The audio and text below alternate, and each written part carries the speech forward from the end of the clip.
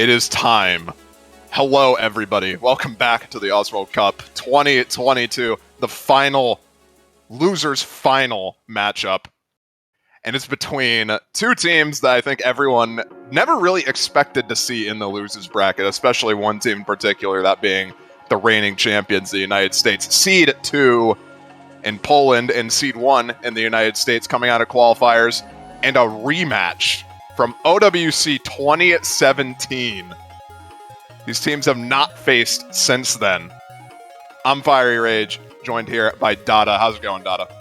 Hey, a lot of people weren't even here for that matchup, and that was the last time the US didn't win an OSA World Cup, so it's exciting. It's a very, very historic matchup, and we'll see if Poland has what it takes to dethrone the US and knock them out even before top 3. There's a lot riding on this matchup, actually. Poland not having a top 3 appearance since their run in 2017. The United States, on the other hand, only have placed top 3 since 2015. They have won 7 out of the 8, I believe, or 6 out of the 7 Oswald Cups since 2015. And this would be the first time that they don't get top 3 if Poland potentially wins this. That would be... it would be game-changing, basically. I don't think anyone really expected this to actually be a matchup that could happen in the Oswald Cup in general. Okay, so these teams are both very quickly heading into bans, not wasting any time. So it looks like Poland's going to ban the speed, which is on Firmachu, not very surprising. Meanwhile, the United States are going to ban both aim maps that are like very big aim, like full screen aim. Nomad in 1. Hidden 1 in Nomad 1, yeah.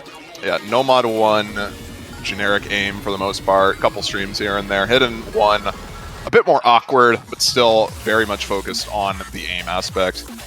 Speed bans from Poland, kind of obvious. The United States have just been on a complete tear throughout the entire double time pool, so it's not too surprising to see them double ban into speed. Free mod 2, unfortunately, we didn't see that played in any of the other matches this week, and since it's banned now, we're not going to be seeing it. That's a shame. Which kind of sucks, because it is a custom song, but hey, what can you do, you know? It's sad because we know that it's a tactical ban. We know that the map itself is fine. Like, people enjoy playing the map, but people just don't want to play speed against certain teams, and what can you do? You know, which, though, a map that hasn't been picked is going to be picked. Nomad 5, the first time this has been picked in the finals weekend. Nomad 5, the reading gimmicky Nomad. First time we've seen it this weekend, but if you haven't seen the show match at least, but very, very long pick with a lower AR and some gimmicky patterns, some very misleading spacings between patterns that might catch someone off guard, but I believe everyone in this lobby has practiced enough to where that isn't a problem. I'm fully aware that the United States have definitely practiced this map enough. This was in the OWC tryouts pool this year for the United States as a hidden pick, nonetheless. With Nomad, slightly easier on the reading aspect. You don't have to memorize too much in comparison to playing this with hidden.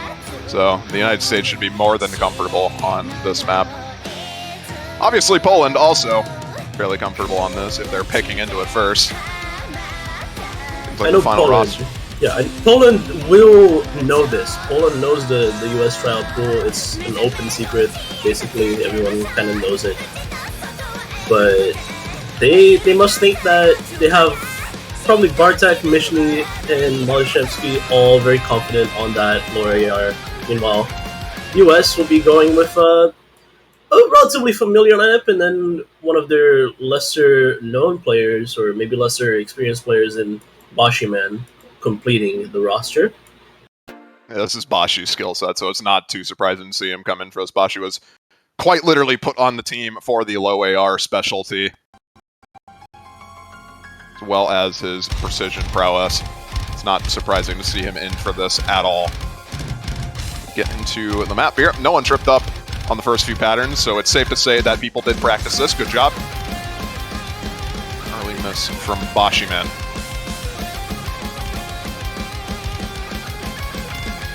Early miss from Bashiman, but a couple of attack hiccups from Mishni and Mustache. He's gonna kick the lead in the US's favor very early on. Only now has shifted.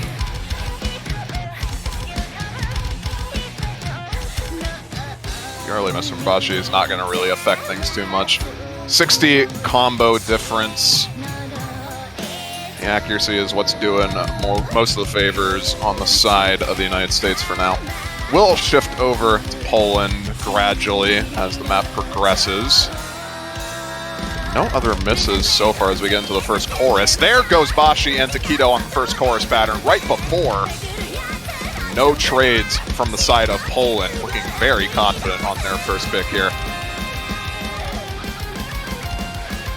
Scary showing for Poland this far, but Mustache will find a miss. So not fully equalizing, but making the situation a bit less scary for the US. True FC is still on Fansilad and Utami, both the very, very good players from the US. Anchors for most of the skill sets in the pool. Meanwhile, Bartek, Malashevsky, and Mishny all holding. Those three players we talked about, very, very skilled at lower AR hidden. Taquito will be finding another break. It's not going to be too disastrous for the United States team, as that is one of the combos that already broke, but we need to see a trade from Poland real soon for the score lead to not get too out of hand here. 100K just about and growing, and there has not been a single miss on the side of the Polish since Mustache. We get into the halfway point of the map, and Fancy just misses on linear aim right at that is actually probably the worst place to miss, directly halfway through the map. You're hard capped at 600K now for Fancy. And no one trades that on the side of Poland. 3 FCs to only 1 on the side of Utami. Now, as we get into a solo section, probably one of the hardest sections of the map, we'll see if these FCs can hold through it.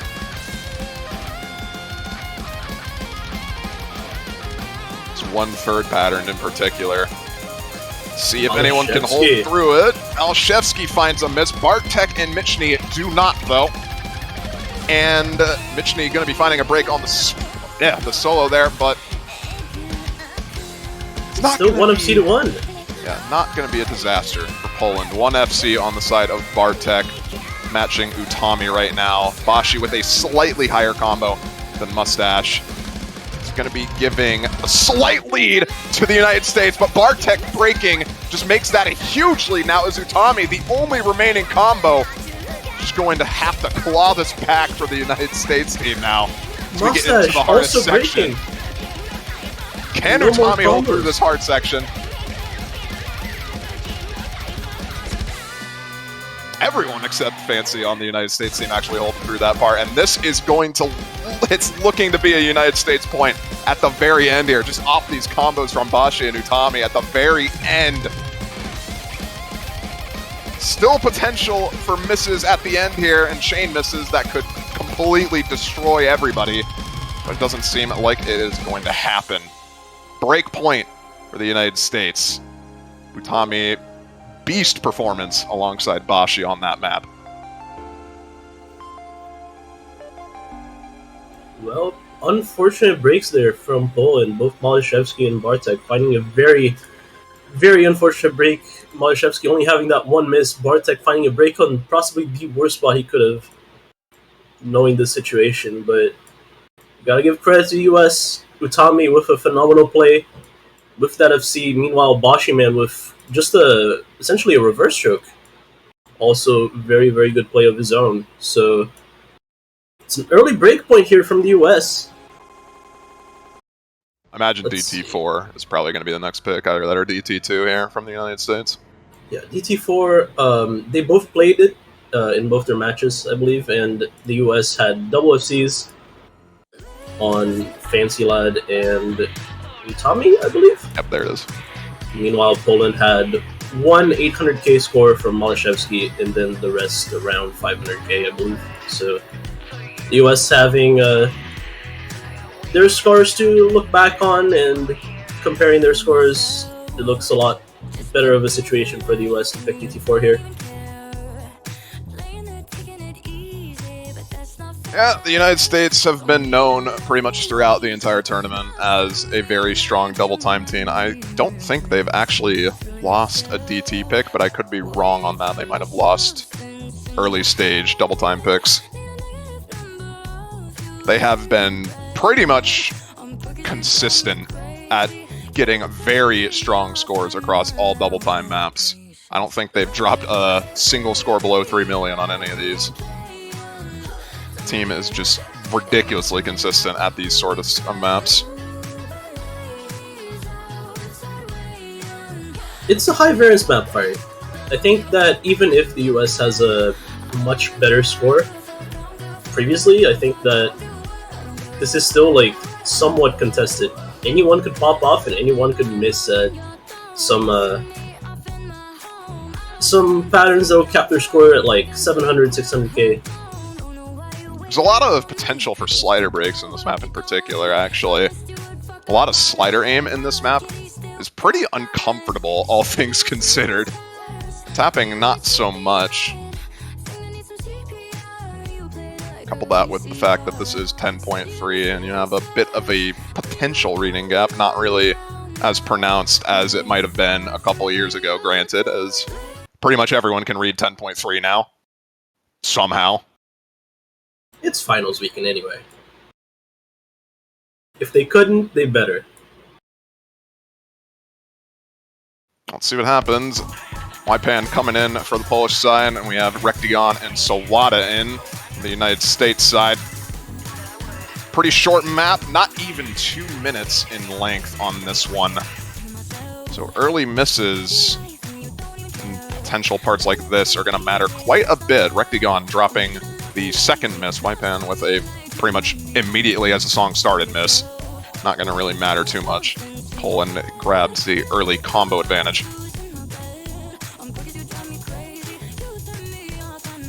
Get into the first chorus here.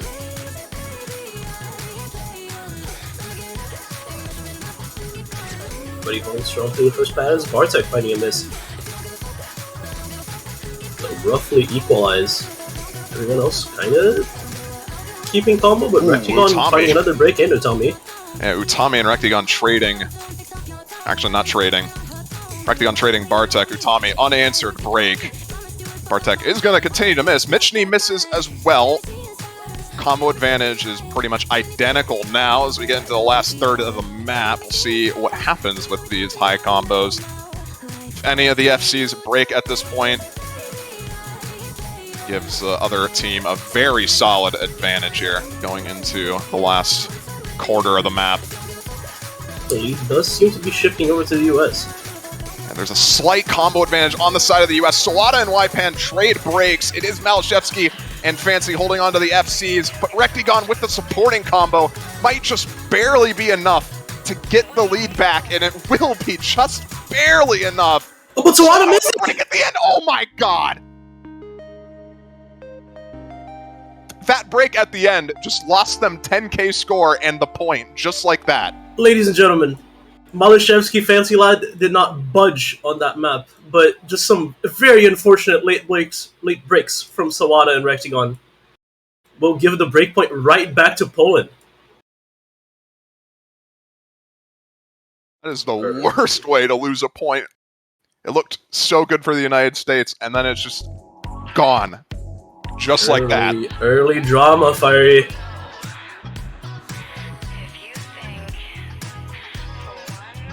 It is traded breakpoints, though. It's traded breakpoints, but you gotta consider, you know, we saw that US had just a phenomenal run on this, and if they had gotten that run again, they would have won. And Poland improving their run by a lot. Ypan being a very key component that Malashevsky also correcting his miss, essentially, and getting that FC. Very phenomenal accuracy from him. But Poland in general performed really well on that, above expectations compared to what the United States was expecting them to perform on that, I think. So it's not going to be a disaster for the United States. We'll shake it off. They have a break point that they got on Nomad 5, so it's not going to be the end of the world. They're not down 2-0.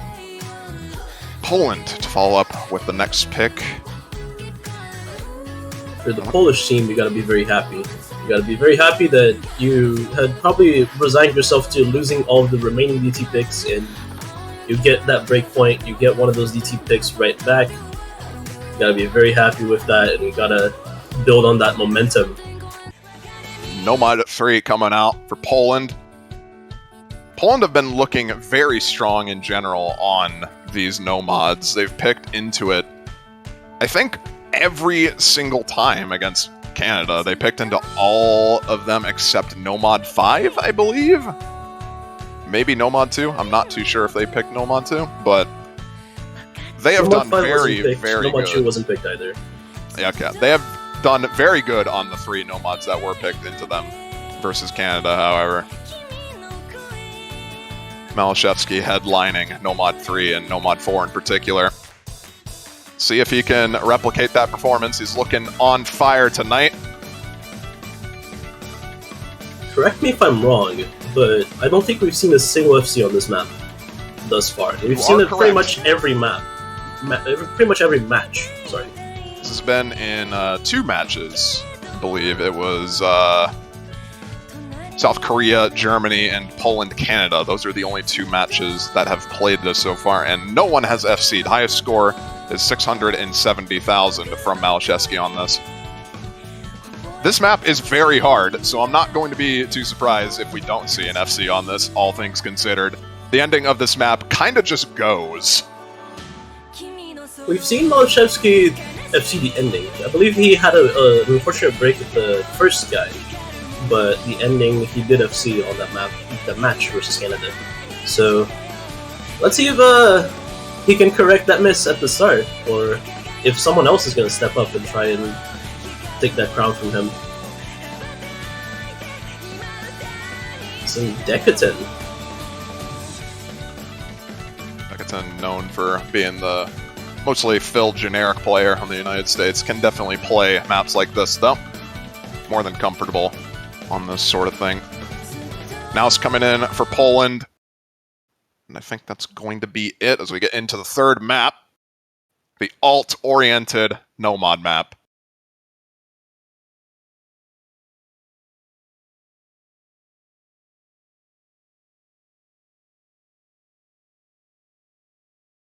Pause for effect.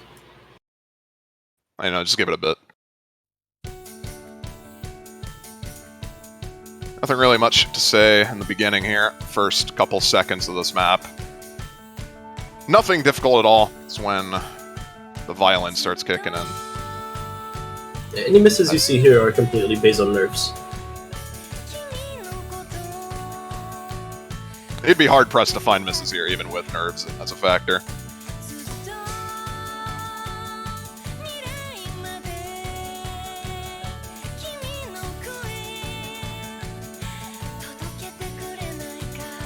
And now the map starts.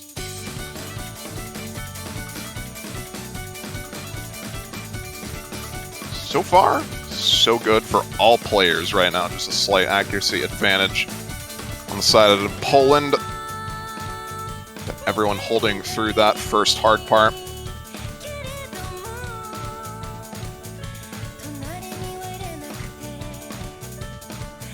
It's not over by any means.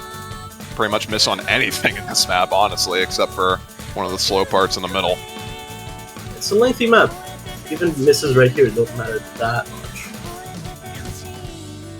Well, it doesn't see. Oh, Fancy almost missing on the slow slider there. Barely managed to recover that, though. So not going to be a combo break for the United States as we get into the first chorus here. And still, nobody missing. Rectagon finally dropping the first miss. Not answered by anyone on Poland for now.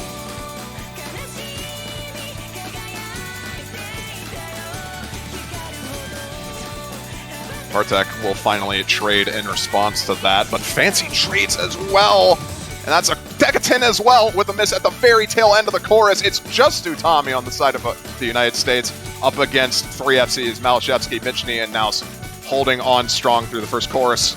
And this lead is growing tremendously already. 200k and just gonna keep on growing.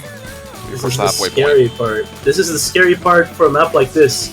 If you miss on the first hard part, there's a lot of combo that's, you know, it's not free, but it's a lot easier. And if they have the FCs, they're gonna build up such a big lead that even if you FC the last little hard part, if you're the only guy with combo, it's a hard ask to claw back that lead. No one getting tripped up by the 1-6 pattern there. So the combos have equalized. Slow part here. Don't imagine we're going to be seeing misses on this.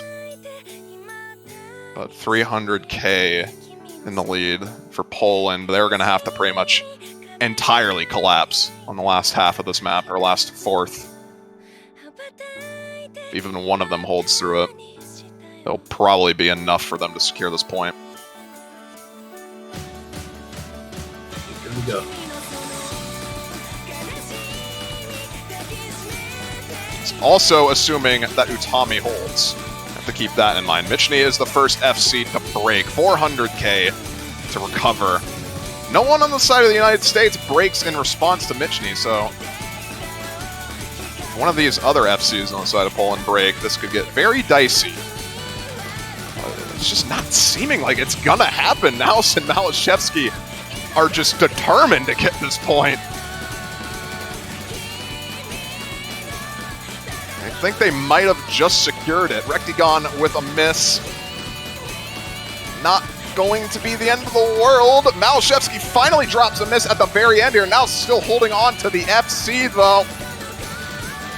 And Utami breaking the FC, that's going to be it. Naus, oh my god, he almost hit the ending. Missing at the very end of that pattern.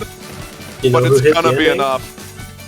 Fancy Lad hit the ending, but it doesn't matter. He had a similar play to Malashevsky last time around. Missing at the start, so capping their score by almost 400k. And that's the deciding thing here in this map. Poland winning by almost 230k and securing themselves their first confirmed pick of the match. United States gets to follow up with their next pick. I don't imagine they're going to be taking the DT4 loss on the chin too much. I imagine DT2 is probably still going to be in the contention for them to pick into here. For sure. It's the speediest map left. And yeah, if you don't want to pick Hard Rock 1 or maybe Hard Rock 3, it's the only thing you really have in the sense of tapping. But yeah, can I just say one thing?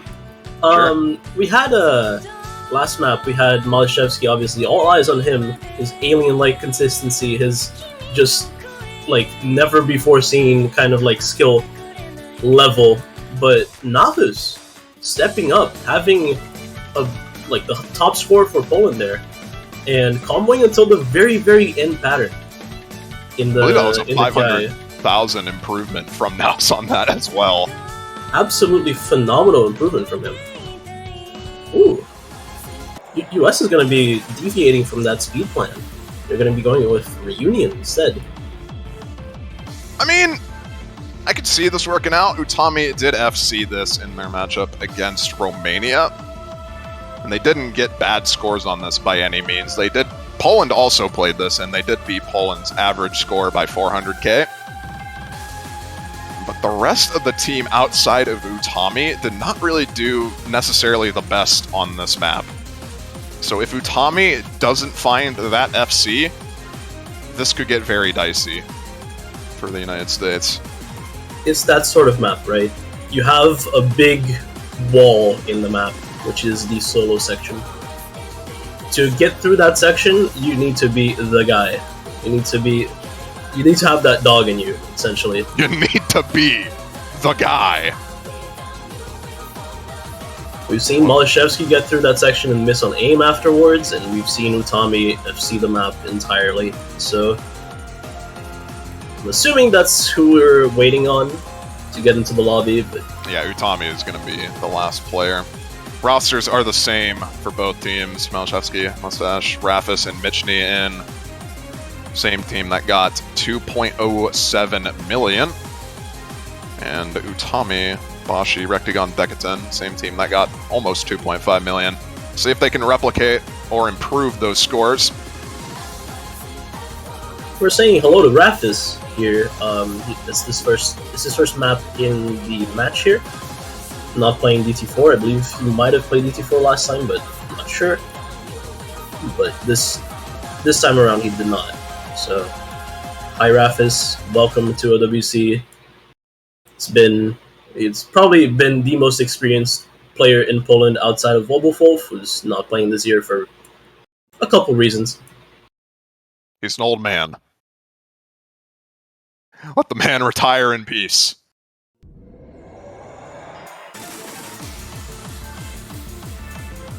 Yeah. Kind of stream-oriented precision pick, all things considered. But there's a lot of awkward aim aspects to this as well.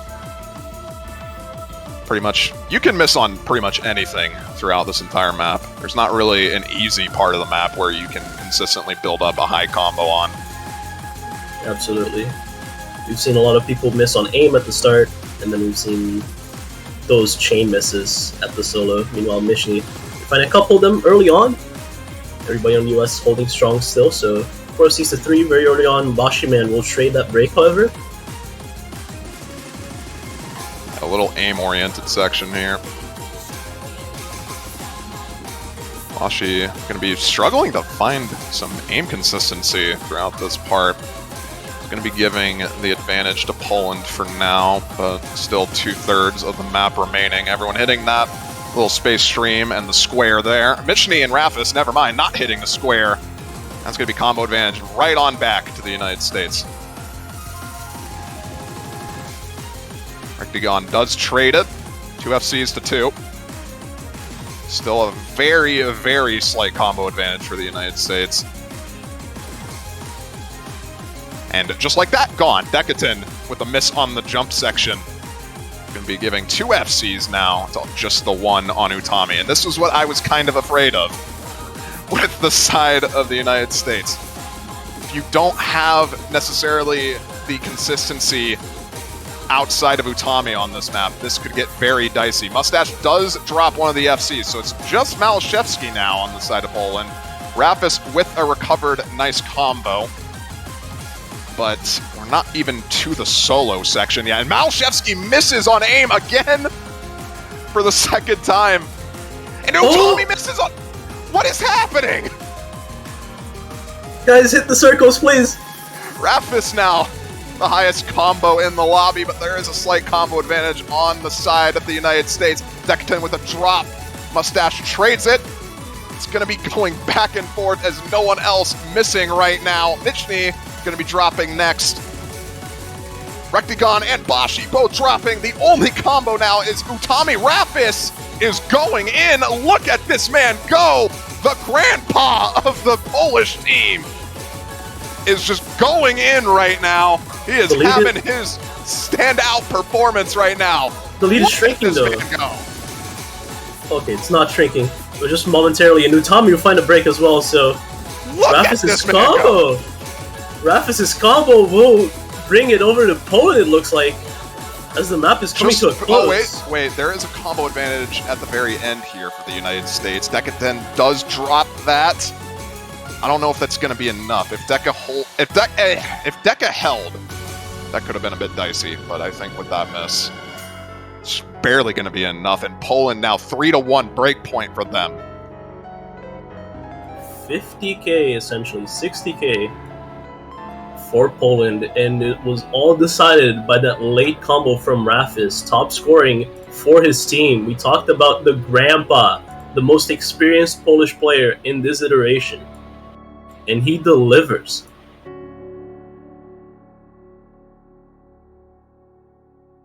Talked about having the guy. Maybe Rafis is just the guy. Poland in general has just been having an insane performance. Everyone assumed going into a lot of the matches that Malashevsky would be pretty much the only Polish player to really compete at the finals and grand finals level. But Poland has just been showing up. There has been so many standout performances from many different players across these maps. Bartek on Nomad 5, Rafis on Hard Rock 2, Ypan on DT4, Naus on Nomad 3. Everyone on Poland having a pop-off moment. Malashevsky hasn't even really needed to sort of put the carry pants on. Just everyone on Poland playing exceptionally well right now. Obviously, we look at Poland, we always think of, oh, they have Malashevsky. They have that, like, absolutely once-in-a-generation performer. But this match, thus far, two of Poland's points have been decided by their backup scorers, or the people who don't really look that often, like Rafis or Nahus. This is a phenomenal performance from the Polish team.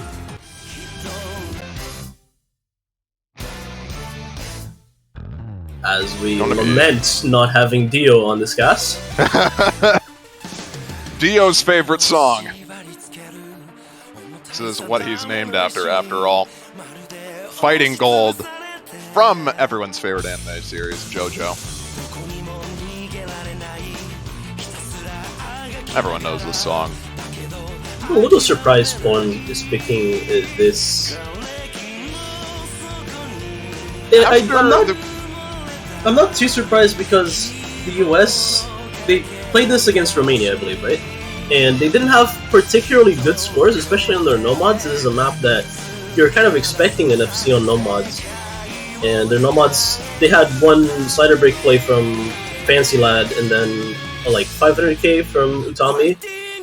So I think Poland thinks they can beat that kind of score. I mean, with the performance that we've been seeing, it's not too surprising. Who knows? Who knows is going to pop off from either team at this point. Imagine we're waiting for Takedo for the United States, and we'll be getting into it. Fancy and Utami going to be taking Nomad Rectagon on the Hard Rock.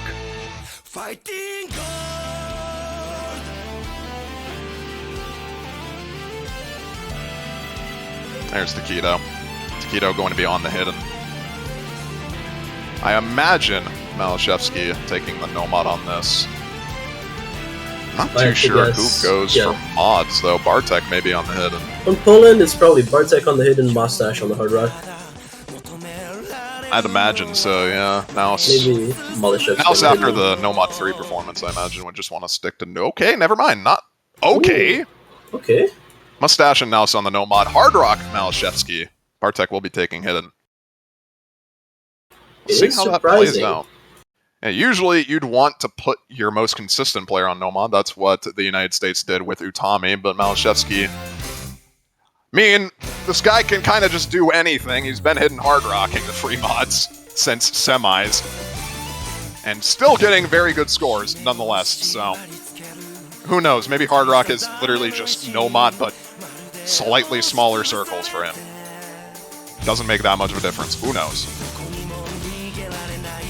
Also a slight shout out, this is a Polish map. Bartownik being the mapper here, also an old OWC veteran for the Polish squad, so maybe there's a little bit of a boost there.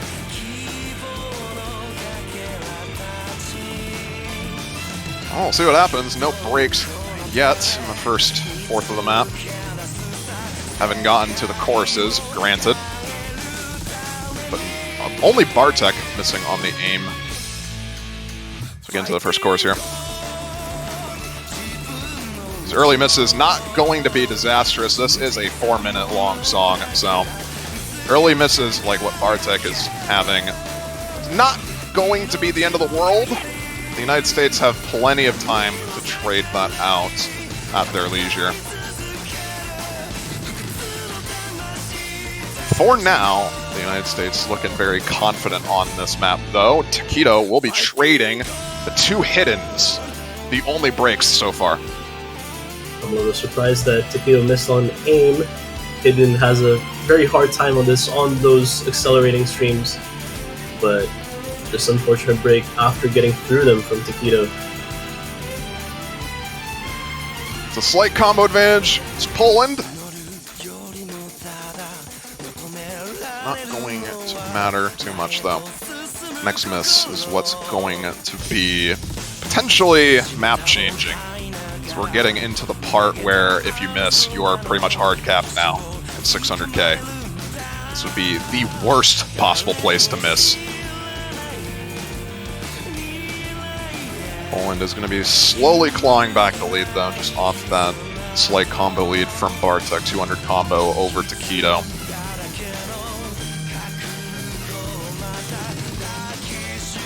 Mustache going to be the next to break on the cut stream there.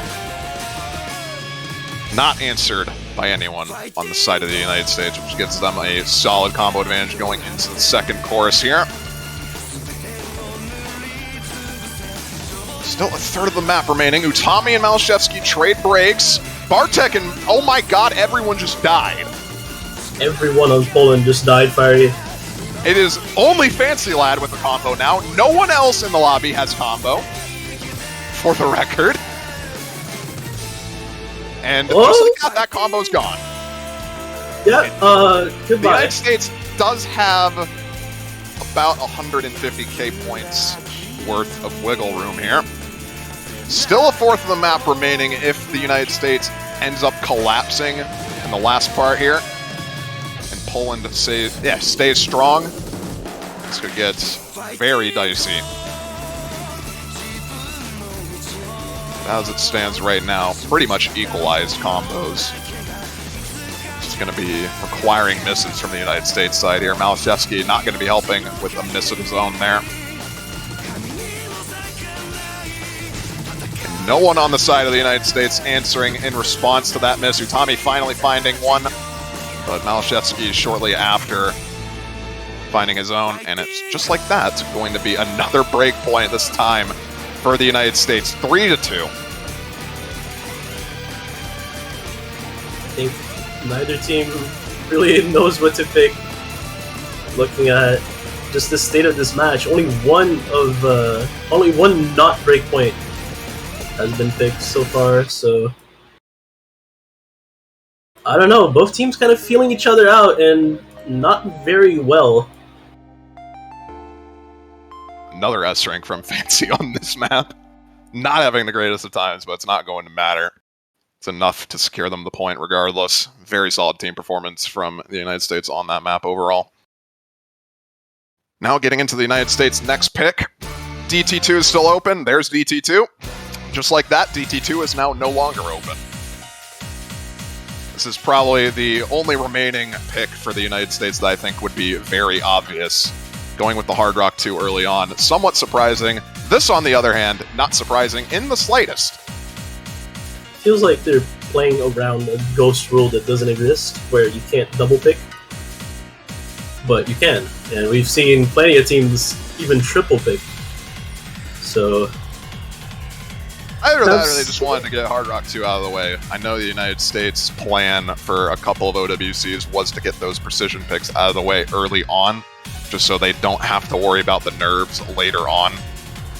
If you're picking Hard Rock 2 when you're at match point, for example, it's not going to necessarily be a fun time, because you are going to be very nervous, and that will lead to you missing a lot on circle size 6.5. that's true. There's a couple of maps in the pool that you don't want to last pick. You don't want to have the balance, your elimination, your stake in the tournament defined by, and that's one of those kind of skill sets. So it's understandable, but obviously backfired a little bit with Poland taking that. On the side of Poland, we'll be seeing Malashevsky, Wypan, Rafis, and Bartek for DT2. Meanwhile, in the United Pretty States, expected. we're going to be seeing Utami, Manko, probably Sawada, and probably Rectigon. Yeah, Rectigon and Sawada for the remaining two. It's makes the most sense.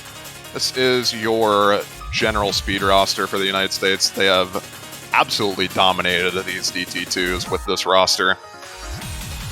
be on the lookout for Sawada in general, just so he misses on air. That is the Sawada specialty. He will get 800k on this and then miss on nothing. So be ready for that. Monko having a little trouble connection-wise, but we're getting it sorted. Everyone on the United States roster should be more than comfortable on this map.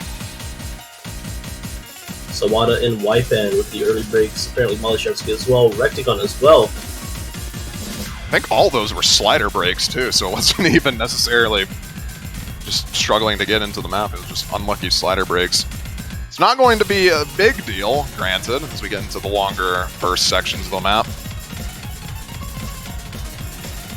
Waipan and Recticon are struggling a bit to get into this map, though. Recticon more so in the accuracy department. Bartek with another miss as well. 2 FCs to 2 and a very high combo from Sawada might as well be an FC. Monko drops one of the FCs. The accuracy lead is well in favor of Poland right now. No 99% on the side of the United States. Meanwhile, Malashevsky is existing. Not anymore, but he was. These repeated misses from Bartek is going to be keeping things close. The United States probably going to be clawing back the lead here shortly. Monko and Bartek trading misses. Rapis drops one of the FCs. Just like that, the 2 high combos on Sawada and Utami mattering a whole lot more, as no one else really has combo aside from them. Malashevsky, on the side of Poland, the only one to have combo. If both Utami and Sawada miss here, Malashevsky can just run away with this. The likelihood of that happening, granted, is very, very small, because if you're expecting Utami to miss on a speed pick, you're not in the best situation, let's put it that way.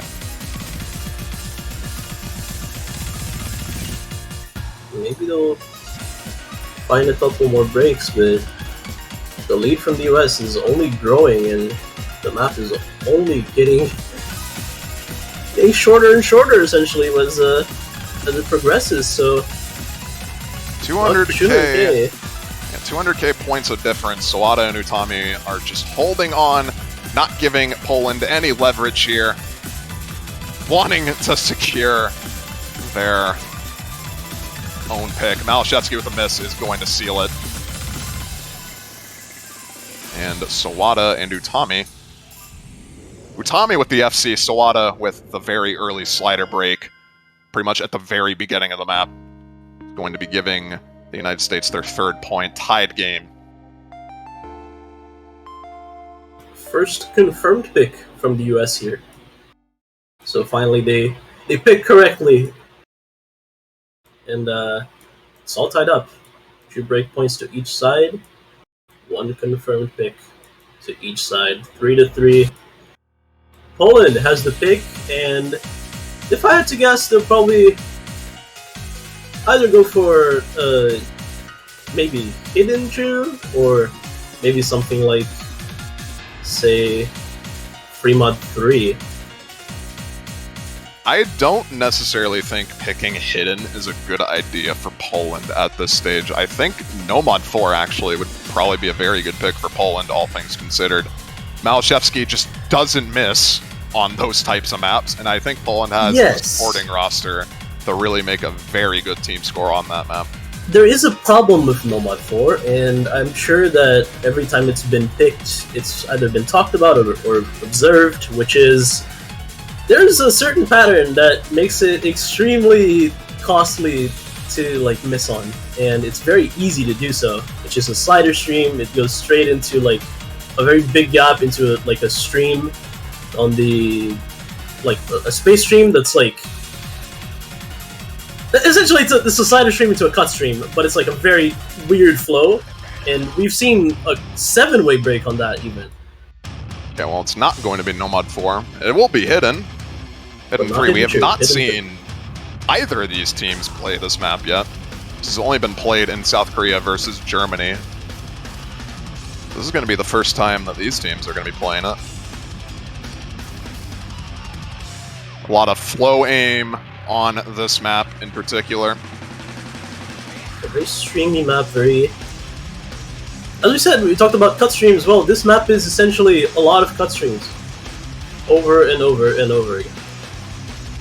For and context, in the solo, there are just more. For context, Whitecat got a 430k score on this. The highest score was a 680k from Worst HR player. That was the match directly prior to this one. Don't imagine we're going to be seeing much higher scores aside from maybe Utami or Malashevsky. But who knows? I could be entirely wrong, and next thing you know, we'll have Rafis get a 900k. Has been the motto for Poland, it seems, throughout this entire match, is just have one player absolutely pop off, aside from Malashevsky. We'll see if they can continue that throughout. They picked it, so let's see which one of their players is very confident on it. We'll be seeing BMG for the first time in a while, his first map in this match. Meanwhile, for the side of the US, you see Fancy Lad, Taquito, and two Mystery Men. We haven't... I imagine it's going to be Bashi and probably Utami. Yeah, Utami is pretty much in for everything, but Bashi is a little bit of a surprise. Not necessarily because he's bad at this sort of maps, because he's not, but because maybe not really known for his hidden prowess. He's more of like the hard rock precision weird map guy. I'd argue the opposite, actually. Bashi is pretty well known for being a low AR hidden player, so not too surprising to see him in on hidden maps.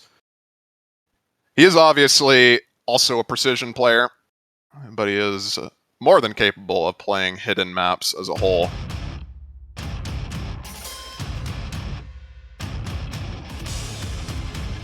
So, as a... Oh, Fancy Lad finding a little bit of an early break, but as a rule of thumb, this map, you don't want to break early, because you will be breaking in the solo. So, any early breaks around the first PI or so, you don't want to have. It's watch out for them because they'll severely cap your score.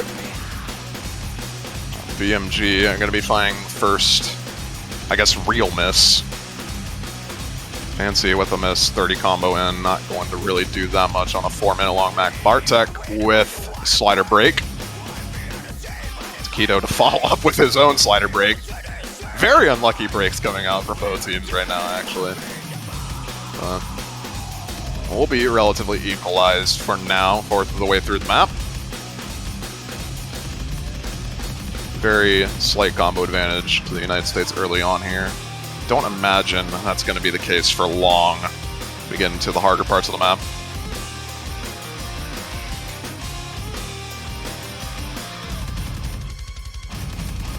Heading to the first guy very shortly.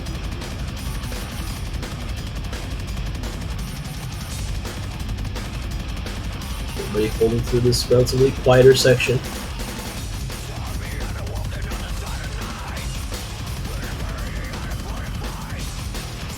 No one missing on that flow aim pattern right there.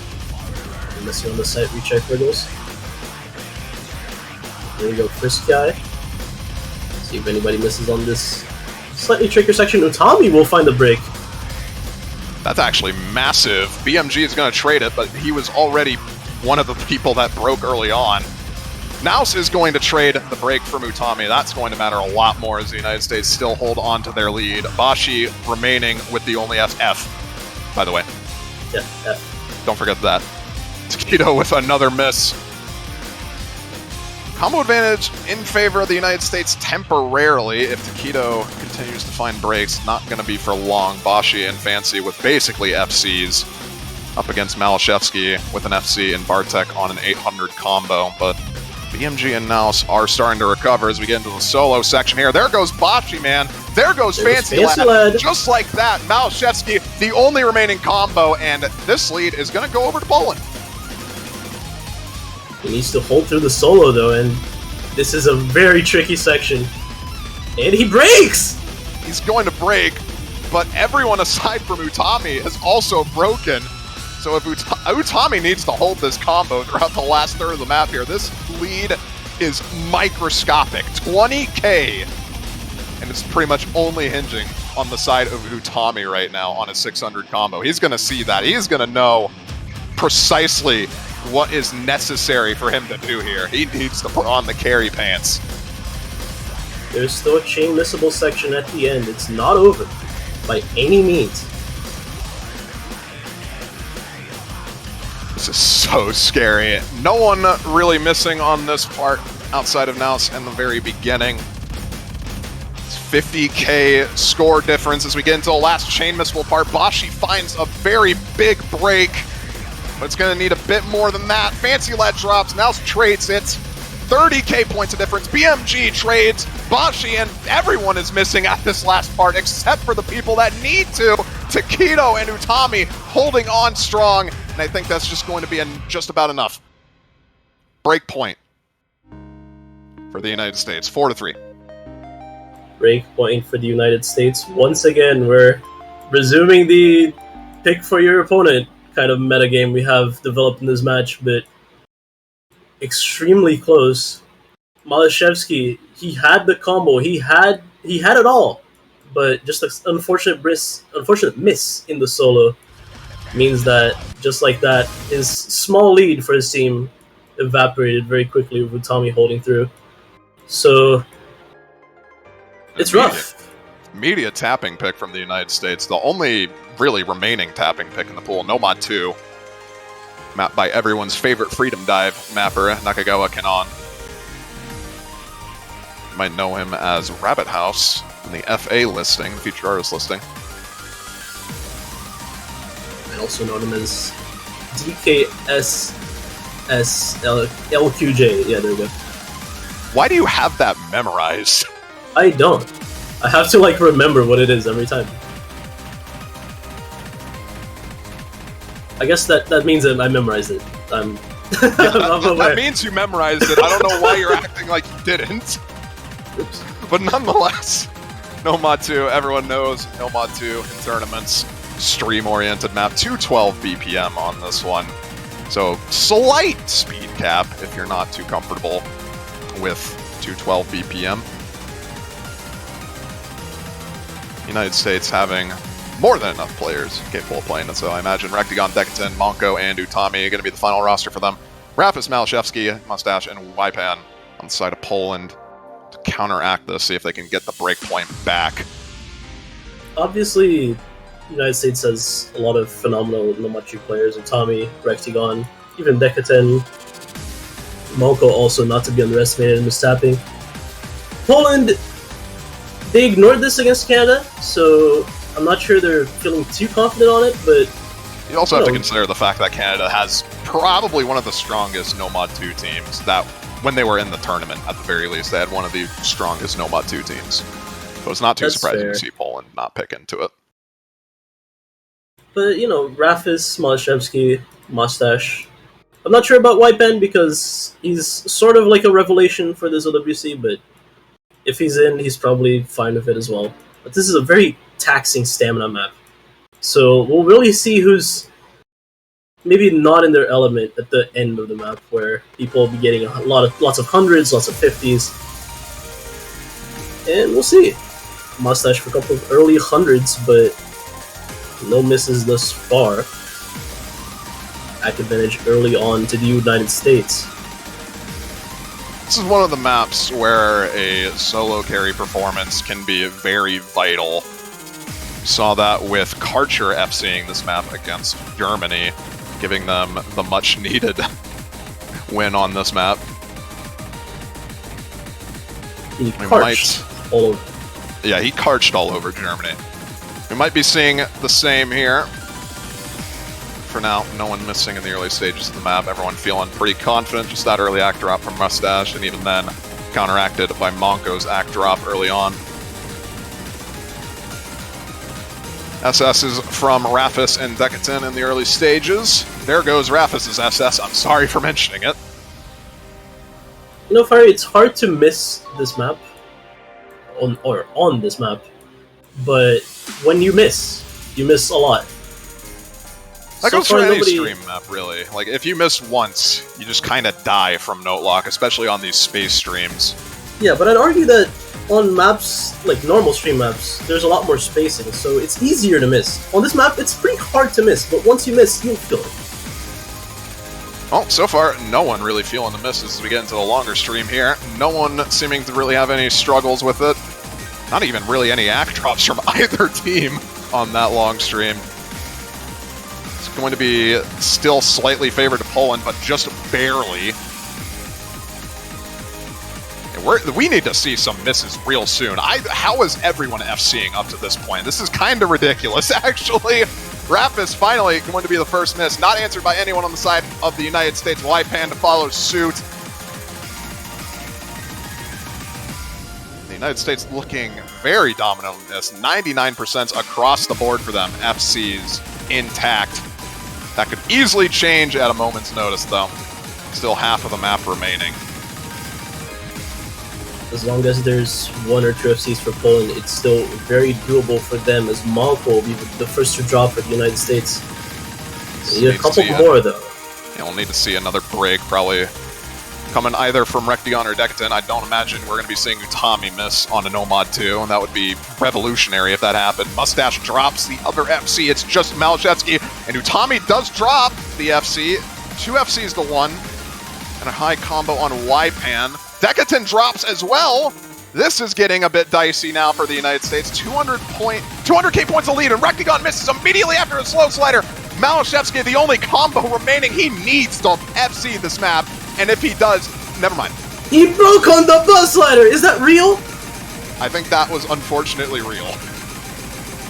Oh no! That is quite possibly the worst way to miss on this map possible. 200k points lead for the United States. Not really any combos to speak of on the side of Poland outside of Rapus, but it's counteracted by Utami. 4th of the map remaining. Rapus drops the high combo. This is looking very likely to be a United States pick. Yeah, it's over. Unless one of the United States players just decides to stop playing, it's over. US will confirm another pick of theirs, and we'll go 5-3. What a consolidated break. What an unfortunate break. I keep using that phrase, but that one, that's the dictionary definition of an unfortunate break. Yeah, that one hurt. I don't imagine it would have made that much of a difference. It seems like even if Malashevsky FC'd the map, the overall team score from the United States was better on this. He's not going to make up a 350k score gap with his FC if he did FC. Crazy accuracy from him, though. 99.8%. It's just that one slider break. Oh no. Look at this score! It could have been so much cooler! Decadent also. We didn't really notice it, but Decadent also having a weird break of his own, and that being the only break of theirs in the map, so... You know... At least it happened on both ends. Yeah, at least it happened on both ends. At least you can't just feel bad for one. Well, Poland is going to need to take that break point away from the United States eventually. No more tapping maps, aside from Hard Rock 3, I guess, on the side of the United States. So that is something to keep in mind. I guess Fremont 4 also counts, but I think Poland definitely has the roster to counteract whatever the United States can do on that map. What does Poland go for here, though? I imagine it's going to either be... Hidden 2. Well, yeah, Hidden 2. Kind of surprising to see them pick into this after losing Hidden 3, but... I think they feel like the Hidden 3 loss was variance. I don't want to say the word that they probably think that was, like it was a fluke or something like that, but it did feel like a couple of very weird breaks from Poland will kind of like seal the deal for that pick, and Malashevsky also breaking on the solo in a relatively meager part, so maybe they feel like they still have the edge on this kind of like flowing-ish hidden pick, which this is still roughly similar. It's not as flowy, it's not as stringy, but it does show a lot of like Excel decel streams, and obviously this is a tech map, and unlike Nomad 4, it doesn't have a screw you pattern in the middle, so maybe that's their logic there. Well, we'll see what happens. I imagine if they do well on this, they're probably going to be final picking into Nomad 4. The maps are pretty similar, all things considered. This one just at a higher BPM, and obviously with hidden enabled. The USA is no slouch when it comes to hidden tech, however. Fancy and Taquito and Utami, obvious 3 candidates to come in for this map. The side of Poland seems like it'll be now Malashevsky, Bartek, and BMGN. I believe the same team from Hidden 3.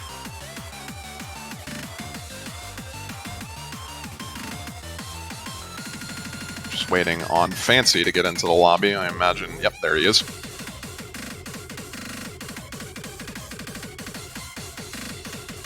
We'll see how this goes out for Poland. If they lose this, United States gets to match point on their own pick. And things get very scary for Poland from that point onwards. Having to take away 2 breakpoints from a team like the United States is not a situation that you really want to be in when your tournament life is on the line.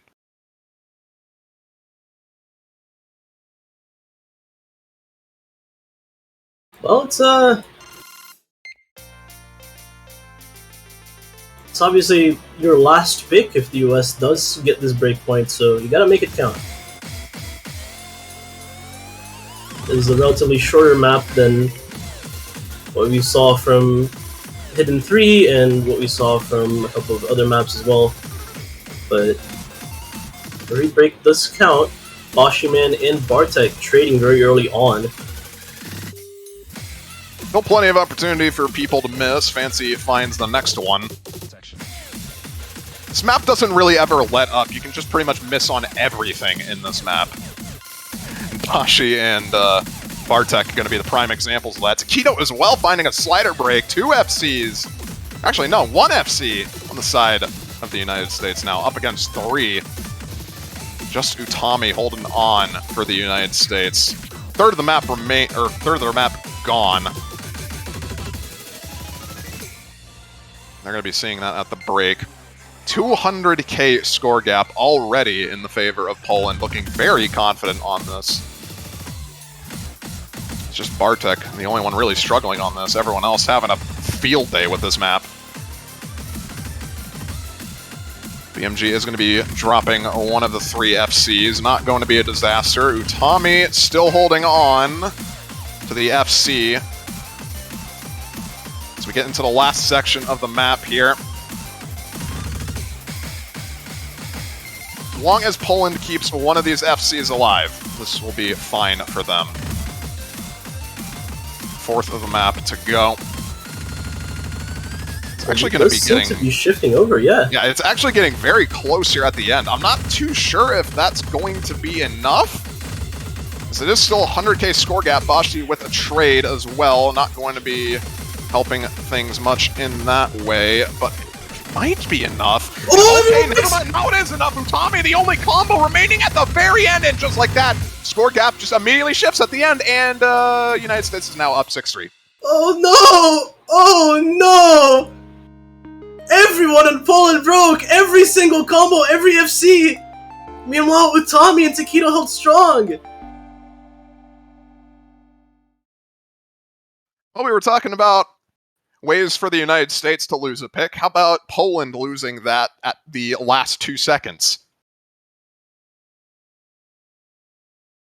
Utami, key FC there. Important FC as they now are up match point on their next pick. And Poland have to win 3 consecutive picks now to stay into the tournament and have a chance at tiebreaker. It is possible. Keep that in mind. Having a bit of a technical difficulty here, so we'll get back into the lobby shortly.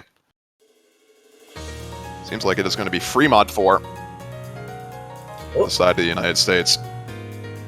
we go into the winner's screen there. A little bit of a spoiler for our script. Don't worry, guys. I have it written out here. Poland is going to be winning the tiebreaker. Just give it a bit. Yeah, Free Mod 4. Pretty intensive tapping rhythm-oriented map. We saw the United States play this against Romania. Utami getting a very solid FC on the no mod, I believe. And relatively solid scores from everyone on the United States as a whole. No one really underperforming on this. See how Poland matches up. Also, just a quick heads up, this is not the red pick. Yeah, we fixed it right now. This is the United States pick. So they will be looking to confirm this pick and confirm the win, essentially. But Poland holding on for dear life in this in this free mod force, right? Where US they've shown their hand on this. They played this against Romania. They had a pretty good score, but it's beatable. They didn't have any FCs, I believe. They had an 800k and a couple of decent supporting combos, but nothing too spectacular. Maybe a Malashevsky God Mode moment, or Bartek or Mishny just having a good time on this map could swing it back, so it's not over by any means. We'll see what happens. We're going to have Rectigon and Taquito on Hard Rock and Hidden, respectfully, for the United States. Utami and Fancy on the no mod. I imagine Malashevsky just goes no mod here. I don't really see why they would risk putting him on a mod, especially on a map like this. I think he's modding. Yeah, he's hidden. Okay, well, hidden is at least understandable. I can understand that. But an overmod from Michny and Wypan, double Hard Rock on the side of Poland here. What? Only a no mod on Rafis. A double Hard Rock on a rhythm map. And it's not even like a low AR rhythm map, it's 9.4. You can read this on no mod. And the high AR enthusiast, the reactor himself, Raph, he's no modding. So maybe a little weird from Poland's perspective, but we'll see. They're most certainly going to have two players that are not going to have good accuracy, as this map is brutal to act with Hard Rock. I mean, it's brutal to act in general. Utami did get a 94% FC during their match against Romania, so just to give you some indication on how difficult this map is to act. If it's not clear already, just looking at the scores.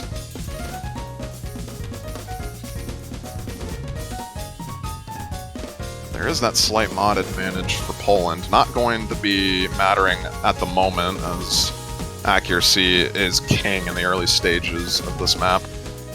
And the United States having ridiculous accuracy on Taquito right now. Fancy, not too far behind. This is still pretty easy to break. Mishi does demonstrate that, but despite being an axe sort of map, it's pretty easy to break on. A couple of the patterns are very messy, or a couple of the snaps are a little confusing, so you might break on it. Raf is also finding a break. So still 2 FCs to Poland, meanwhile the US is basically holding strong on all fronts. Solid 4 FCs from them as we get into 1/3 of the map down. Still plenty of opportunity for breaks to be traded and then some. So far, it doesn't really seem like the United States wants to give up anything, though. As Rafis finds another miss, Michny as well. At the very least, it is the ones that don't have combo missing. Wypan is going to be changing that, though. 4 FCs to 1. This is looking disastrous now at this point for Poland. We need to see pretty much a 4-way break from the United States.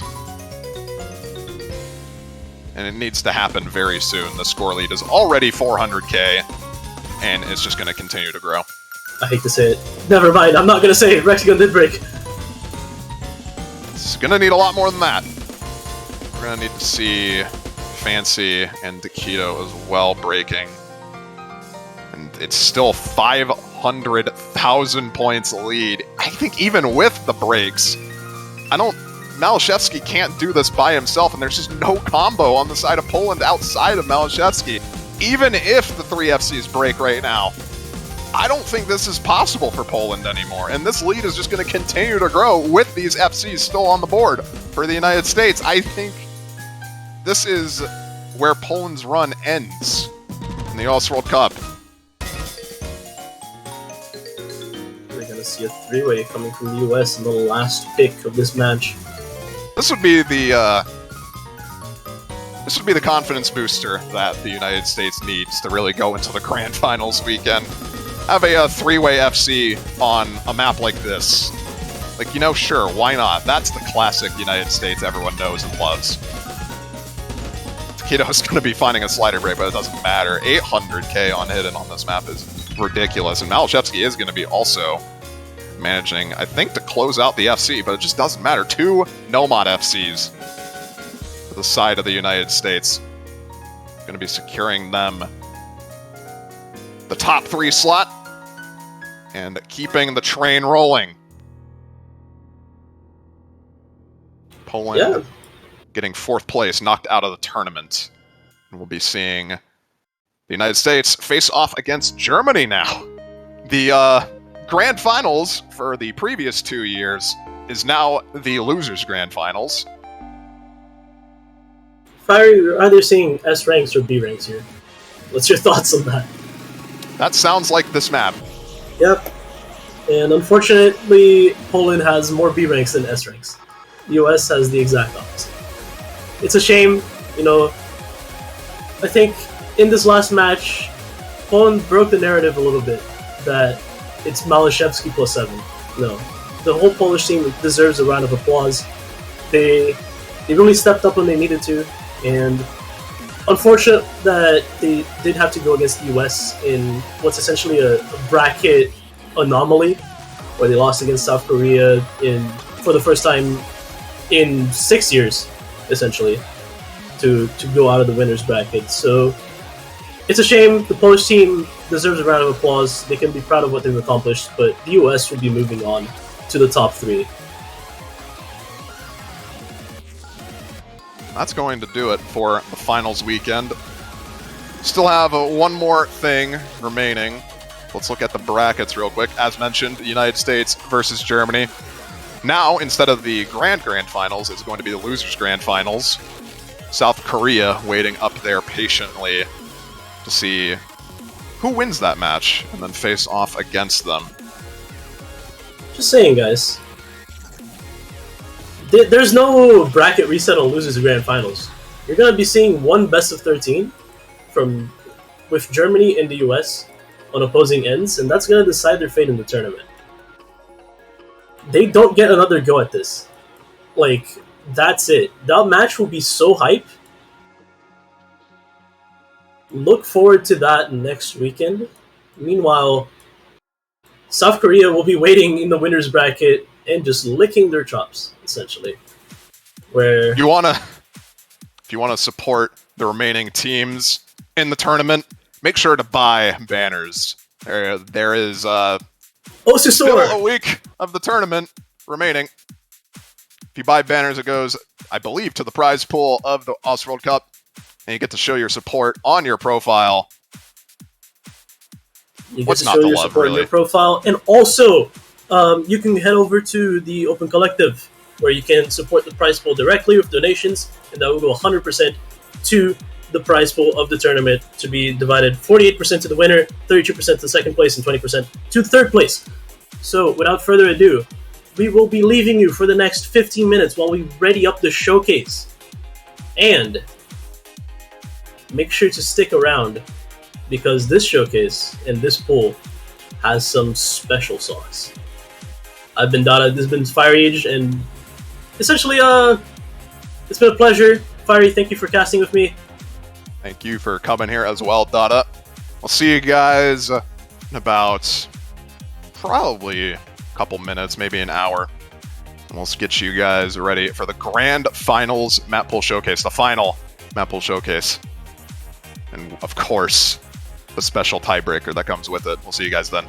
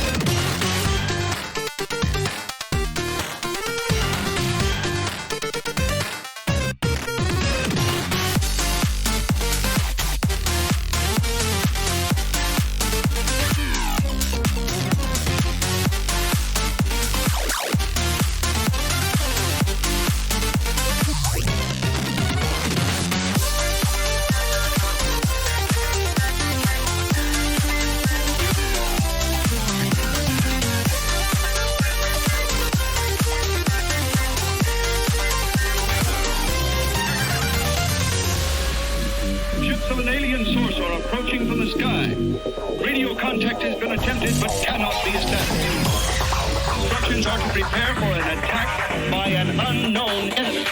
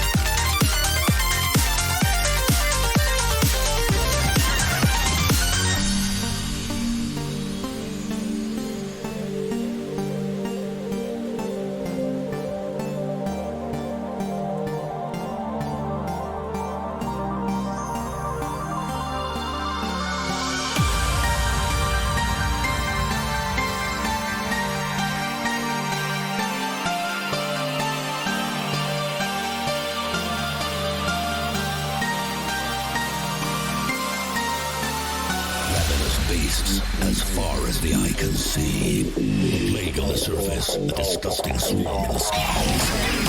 With a crash of thunder, a new demon appears. Unfurling its rotten wings, it lets out a petrifying scream.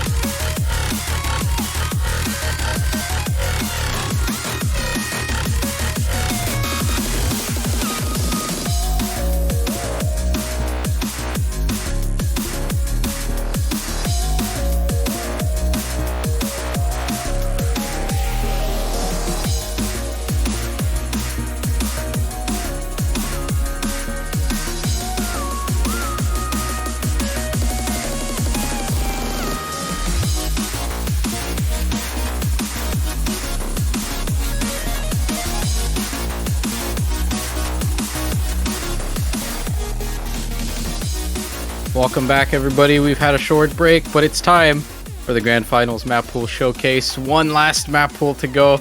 We've got a bit of a banger caster lineup here. It's a bit of a party in the voice chat. So this is Azer, and as always, let's go one by one. We've got Dada. Hi. And we've got Sayo. Yo. You know, the usual, but we've got a couple more additions. We've got Fiery Rage, who's been playtesting. Hello, everybody. And we have Dio, who's never seen anything here. Hey guys, I have never seen anything. I am your resident hard stuck 4-digit tournament player and commentator here to PogChamp at all of the maps here for the Grand Finals Showcase and get some hype going. He's a reaction streamer now, and there's a lot of stuff to react to. So yeah, just no stalling. Let's just go. Let's just go straight up. Let's get into No Mod 1, everyone's favorite. I think if you liked the one last week, you'll like this one. It is a 2U song by Captain One. I sure love having Captain One on the map pooling team. He's one of the fastest, most efficient working mappers. We're just like, hey man, we need a No Mod 1. You want to do No Mod 1? You just made this in like a day, and it's just really good. Yeah, I can already imagine Chad is probably just going to be cat jamming every time this is picked, so... I mean, good song choice. Good job, guys. Yeah, some people don't like it, but a lot of people do, and I think this song in particular is quite unique because it, as Aika said on the internal Mapple channel, this feels like a chorus compilation where it's like it never really stops. The intensity is just always peak, essentially. So having this as a No Mod 1 is essentially perfect for balancing reasons. And yeah, now we find ways to talk about No Mod 1 for the next 3 minutes. Hey Dio, what are your thoughts on No Mod 1s? Lots of jumps. Basically. Really? Yeah, it's kind of crazy. Is that really how you feel? That's how I feel about No Mod 1s. I don't know, this That one is looks crazy. like maybe a tad awkward. There's giant spacing. It's Grand Finals. There's lots of back and forths. It's pretty huge. Yes, It's kind of chat. crazy. I don't know. There's not going to be a lot of super hype patterns in this map, except for gigantic spacing jumps. So, KI times. KI times are fun on the 1-1. Chat, So- this is 7.68 on old star rating. The new star rating, I believe, is 7.5 or so.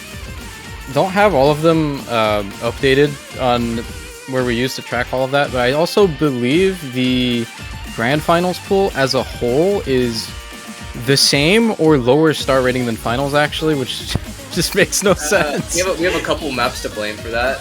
Yeah. No comment. But I think it should I think that's still holds a little bit of truth. I don't think this pool is too much harder from Finals. I don't think it's a massive step up this time around.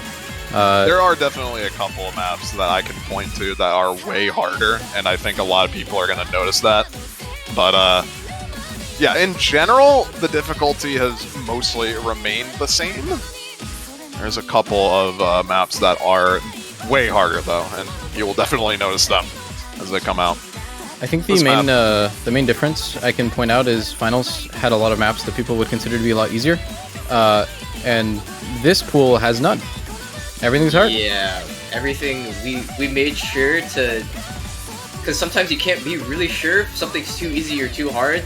So if you get a good score on something in Grand Finals, you kind of assume it's too hard, and so you just want to buff it. Kind of how it went. Also, I'm sorry, Trail. This play was so good. Any thoughts on No Mod 1 BPM, by the way? Because this is a little bit fast. It is 225, so It's more than obviously not a lot of accessible. bursts or anything. Yeah, but it's more than accessible. I think the higher BPM jumps is kind of what people actually would want at a Grand Finals level, No Mod 1, as Yeah. long as there's not that many streams in it. You would rather play a accessible spacing kind of map than just the Monstrata can do spacing over and over again. All Hey, right, what? That's kind of BPM. let's roll the next map. It's time, one of many today. Let's look at the first one, a brand new OS original by Raimuku, a melodic speedcore song Raimu's not an artist that has a lot of presence in Standard, but there's a very good map of another one of his songs, Narlotip's Dreamland, and made a song inspired by Longinus, funnily enough, which was Nomad 2 last round. So here you go, enjoy brand new Nomad 2 song. Not by Knowledge King, of course.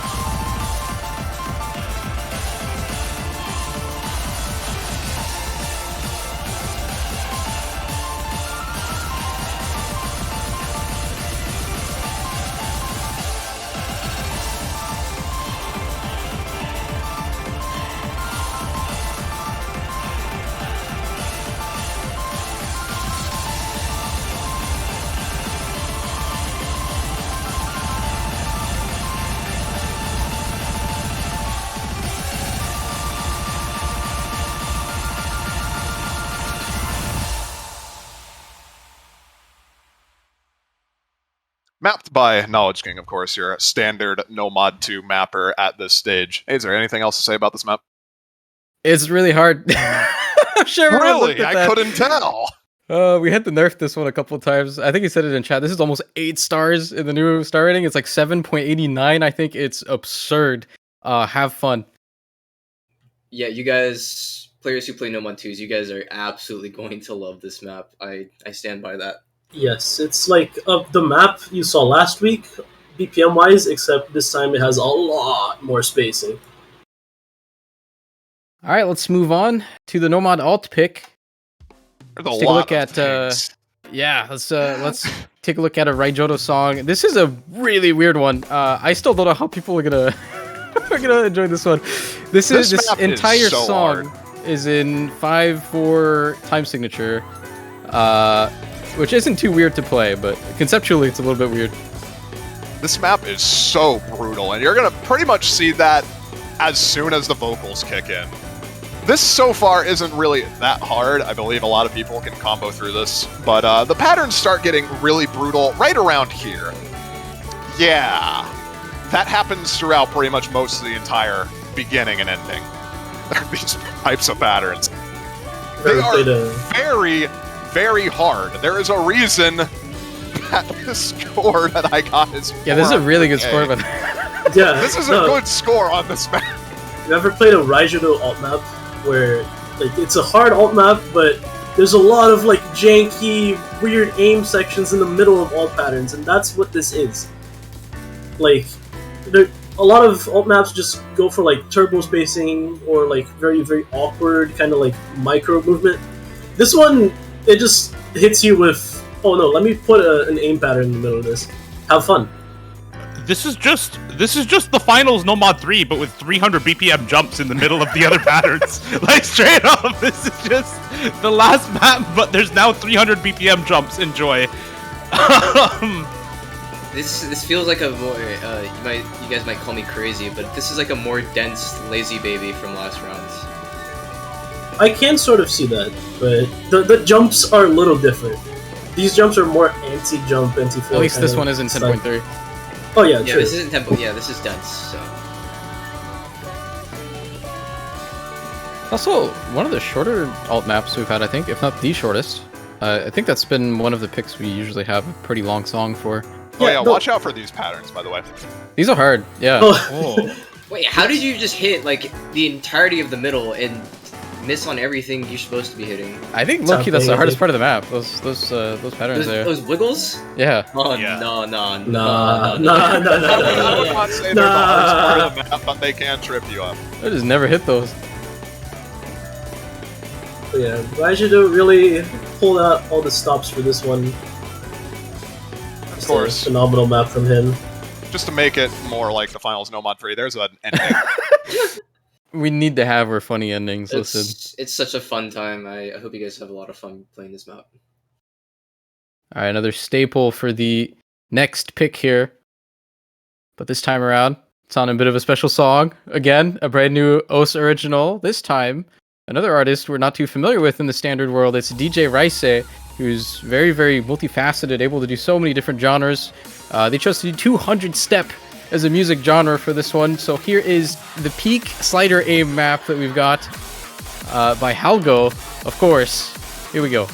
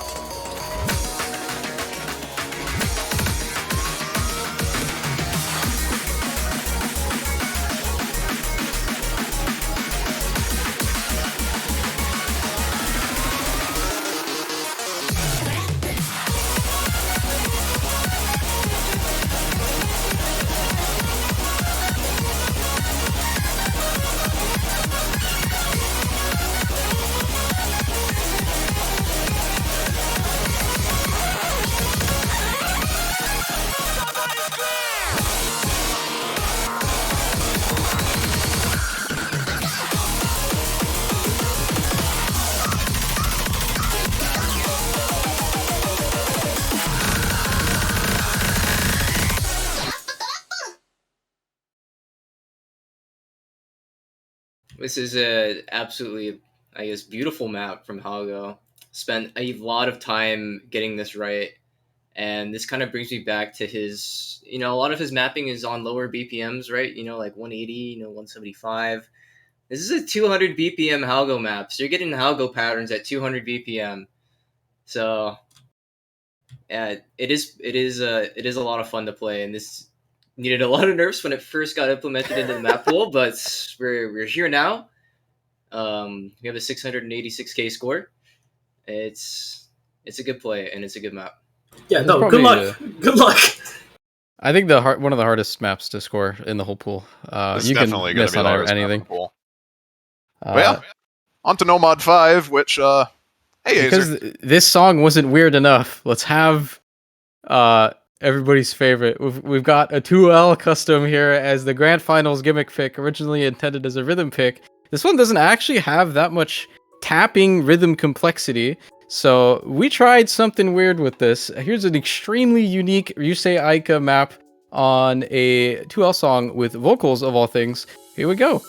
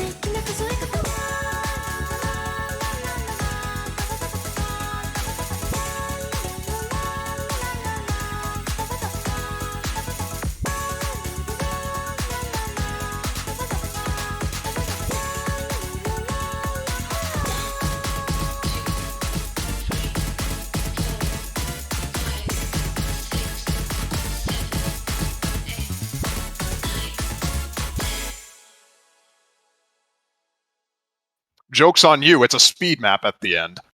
Yeah, this is actually just a speed map all along. Yeah, you guys We're thought bringing back No Mod 5 Yeah, you guys thought No Mod 5 speed was gone? Guess what? This map took a lot of iterations. I think we landed on something that plays amazingly. This looks really scary, but I think it's very approachable. It might be hard to see on stream, but it is low AR. It's AR 8.8, so it kind of plays a little bit like an alt map with really interesting snaps and like I guess some sorts of finger control involved with that. Then kind of switches over to some more slider based reading stop gaps. It kind of does everything. Yeah, We wanted a gimmick map. We got every gimmick. Pretty much. All right, let's move on. Let's take a look at the hidden pool here. And this is one of the older maps that we've got. We've got a hidden one by Camo on a felt song. This was done like so long ago. This is the first Grand Finals map that was finished, and it was like untouched.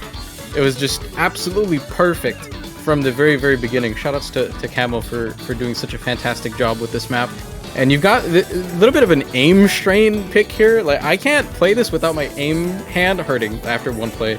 Like, you just never get a break aiming at 240 BPM here. I think a lot of people are going to like this. What it feels like to me is like the semifinals hidden pick with that like Cali Cube kind of Sasakura UK map, but it's at a higher BPM and it's harder aim.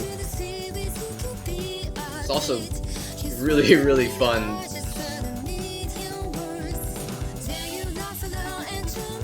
The AR is... I'm pretty sure, I said this already, but out of all the custom maps we got, I think this may actually be the only one that needed 0 changes. Is that right? I can't think of any other map that was this good from like right away. You're correct. This map is so much fun. There is the K-Kit map actually, round of 32 alt map. That needed to hit something. And timing. Did I even need timing? Whatever. I don't know. It did not okay, need timing. what It's been too matters the long. most are the objects, right? The round of 16 one needed timing, I think, unless that was quarterfinals, which in that case, but still. This map is really brutal. Like, these aim patterns.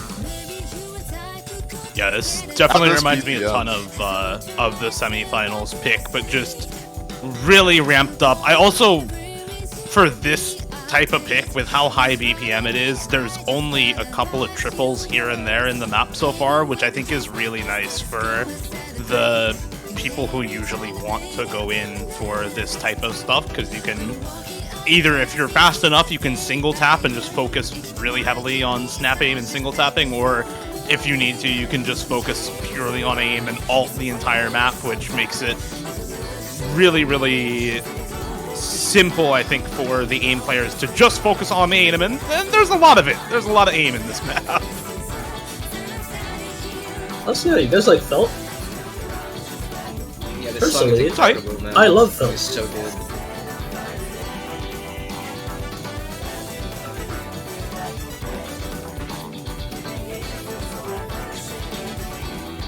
Something More fan of maybe microfiber worthwhile. myself, actually. Good joke, Mr. Thanks. Dio. Thank you, Dada. Nice. I like satin. The mapper or the texture? Yes, Good joke. both. Yeah, I would say like a hidden adds a considerable amount of difficulty to this. Like despite it being a very comfortable AR, it actually can be quite difficult to read at some points. Man, this is gonna be so fun to watch when people pick this. Yeah, you can kind of miss anywhere on this. I don't even think there are any easy or hard parts in this. Yeah, holding combo on this has to be like incredibly hype if you're Yeah. playing this in the match.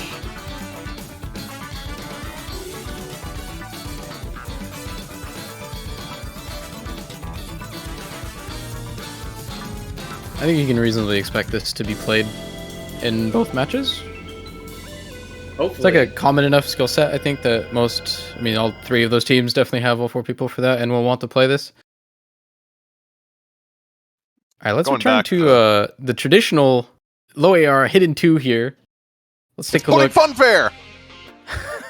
It's an Iljaz map. Kind of revitalizing some old music here. We took this ancient map and made it new and fit grand finals. This one is also extremely fun. Also quite approachable, I would say.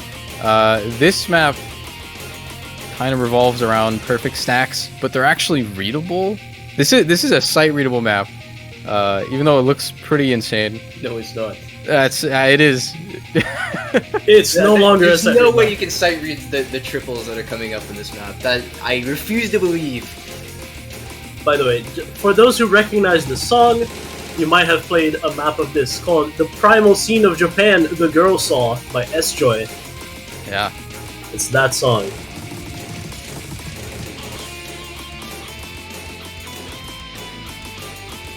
This was a bit easier than we had intended for the grand final stage, and we kicked up the difficulty as a result of that. So we hope it's in line. It should be. Oh man. Yeah, Those back and forths. No, those Oh, back and man. forths are not. Those are not allowed. I know That- it alright. looks funny. It looks funny, finally, right? It finally hit. The map finally hit.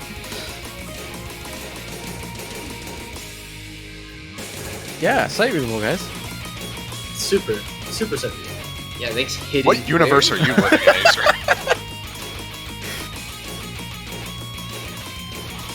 Probably use like the worst skin ever and say it's sight readable. Hey man, This is a edited default skin type map. I'll grab my buddy Ikoro and he's gonna say the same thing. Yeah. I This mean, I don't map know. is crazy, What we by said the it's way. not sight readable, so I'll take his word for it. Yeah. I'm assuming if you said it's sight readable, this is what we sight read, right? This is now what we sight read replay. No, totally. This is first time playing the map. Oh my god. The first of It's sight readable if your name is Ikoro, or you live in Norway, or your account was created in 2010. Oh, fair enough. I was gonna say something about like how last week we had the // free mod map that just went balls to the wall, and the beginning of this looked really tame, and then it like started doing these sorts of patterns, and I was like, all right, never mind. This is no longer tame at all in comparison. Yeah. Okay, this is. I would say this is a vastly different type of low AR map than that we've had in the past. Like this actually has a lot of overlaps in reading. Like a lot of the other maps have been like super fair. Like in my perspective, they've been really fair. Not much reading, too much reading involved. Like you could kind of learn the map and stuff. But in match, I feel like even if you learn the map, you will still misread. Who are you watching for this map? I think White Cat chews this map up. I'm just gonna watch Wowie for this. White Cat, Kriller, Utami. Who else in South Korea is like a This is a bar. This is a worst Boshi HR map. player? Absolutely. Yeah, absolutely. This is a Boshi map. It is a Surely boss, this yeah. will get played. I'd love to see this. We don't see a lot of reading stuff in World Cup, so here you go. Let's move on. Another one. We've got some more in store for you guys. It is a Cephid Osu original. We've got a little bit of a complex hardcore song here, and if you've liked Critical Cannonball from a couple of pools ago, or a couple of years ago, you get Critical Cannonball 2. Let's hear it.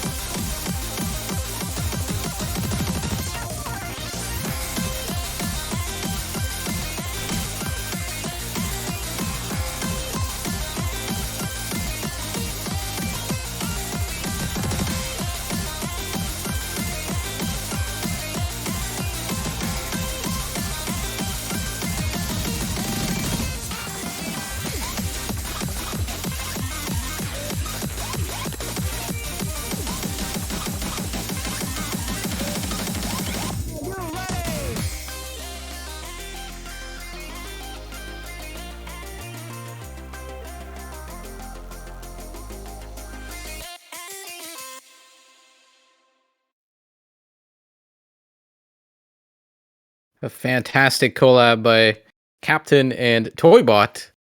Fantastic job here. I think this is just super fun as a pick, even to play in solo.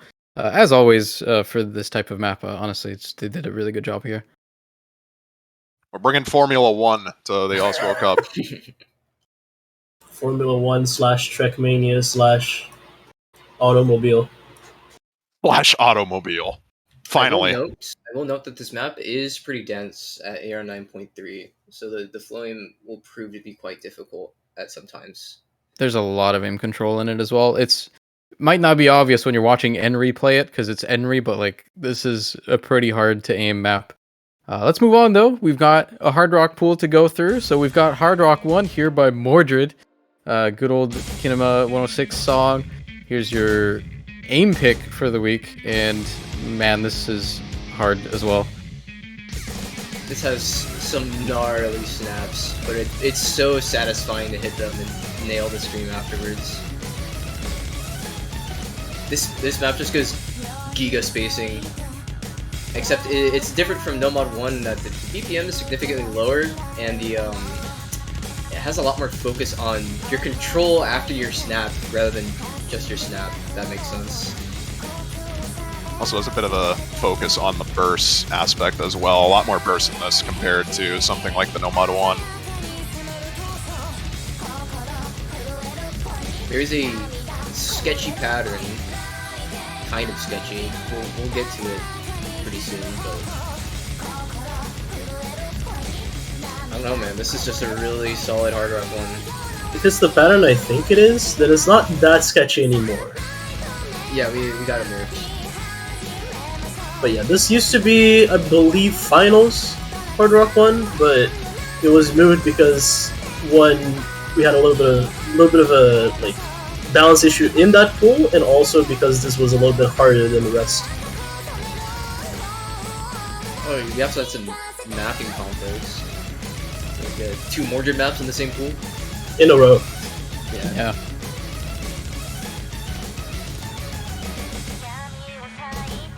I'm actually waiting for the pattern to show up. I feel like it's soon, right? It's gotta be soon. It's after the second day, I think. I know this this plays on an older version of the map, so there's like a non-zero chance that this is before the nerf. But I don't quite remember. You'll probably see it when it shows up. It's coming up in like 5 seconds. Ah, yeah, that's nerfed. Oh, yeah, it's nerfed. Super nerfed. That used to be from one side of the screen to the other. It actually used to be on the far right of the playfield to the left side of the playfield. That entire 1/3 thing. Honestly, this map's other 1/3 seems scarier than that now, because there's those really high spacing, snappy 1/3 that go into some of the other jump patterns in this map. Those look really, really hard. A lot of the other streams like these are, you know, there's not super high spacing on them, but some of those 1/3 look really nasty. Of course, Enry breaks on nothing triple, by the way. I don't think that's nothing. That's the most difficult part of the map here. Like, not specifically that object, but I think the hardest part of this is absolutely the snap aim in this. Like, there's just so many patterns that are just across the screen, and you just have to like start a brand new pattern across the screen. It's pretty rough. Thank you to Dr. Zhang for the replay here. Those 1/3 you're talking about, they aren't that bad, because you can, I don't mean cheese in the literal sense, but you can kind of cheese them. You know, you don't have to play them perfectly as a 1/3, you can kind of just cap it. Hard Rock's linear aim, especially slow linear aim, is always trickier than snap aim in that regard. I don't know, man. They look pretty hard to me. All right, I don't know. I don't know. From a spectator perspective, they look really hard. These popped off. Well, I'll trust. I'll trust. It's okay. The whole map looks pretty hard. Something that's probably even harder, though. I think. I don't know. Let's see it. One more. We aren't done yet. Another one. Another one. And this time by Rabbit House. So happy to have a Rabbit House. Similar to DJ Rice said, Rabbit House kind of just does every song genre ever. So it was kind of hard to get them to make something. We landed on Artcore, so you have a precision Artcore Hard Rock 2 map by Funny. Enjoy.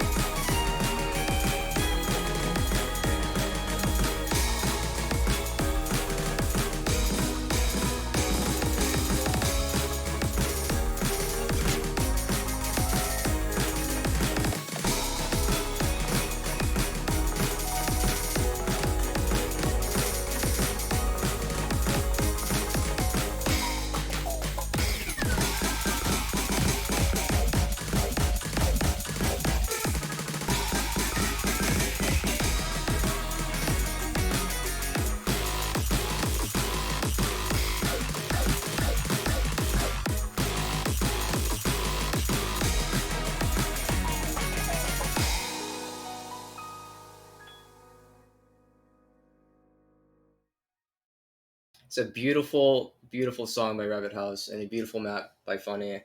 This map is pretty darn hard if I had to put a word to describe how difficult this is. This originally had like quite a bit of aim in it, and we wanted to reduce that just because Hard Rock 1 had some aim.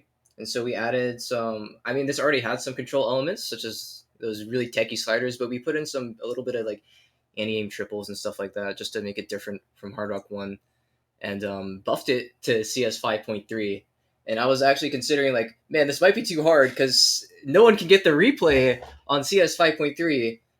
And I was considering bumping it down to maybe 5.2 if people were not doing too well on the last stage, Hard Rock 2. But people did perfectly fine on that. And so you guys get the full-fledged difficulty here. Yeah, this looks impossible, but I don't know, man. These players are playing impossible things, so I think they'll be fine. Let's move on to the last Hard Rock. We're recycling some old binned OWC maps here. So it's supposed to be actually, yeah, this is also from another tournament. I forgot the name of it. Coffee is back, probably.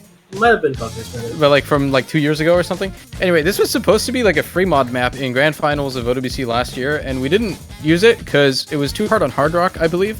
So now you get it only on Hard Rock. It's a lot of fun, but Alex, boy, this is pretty hard. Alex, why is this Hard Rock 3? It clearly says no mod 4 in the background. I know. Honestly, we should have just changed the background. But too bad. It's this isn't a custom, so. Yeah, it's pretty much the perfect map to complement HR1 and HR2. HR1's pretty much pure aim. HR2's a lot of tech elements. This is just super alt snaps. This map Honestly. is really hard. It's really hard, and it's hard to maintain combo while you're just bopping to the song. Yeah. Like I these think, flow patterns seem really simple, but they're just hard to hit. Part of this too is I think the first half of this is relatively a lot easier to like hold combo on. So if you're able to hold through most of this, you get very, very rewarded if you're able to keep that going into the ending, because yeah, the last like third of the map when the song speeds up on the hard rock is so difficult.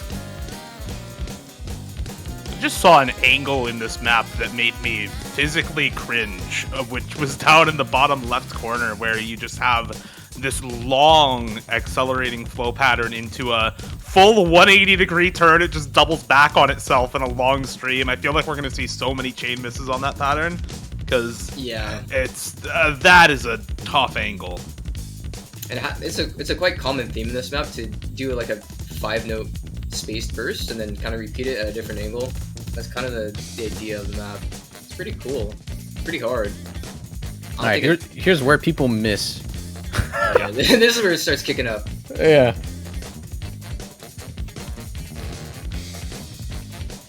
Becomes an aim map.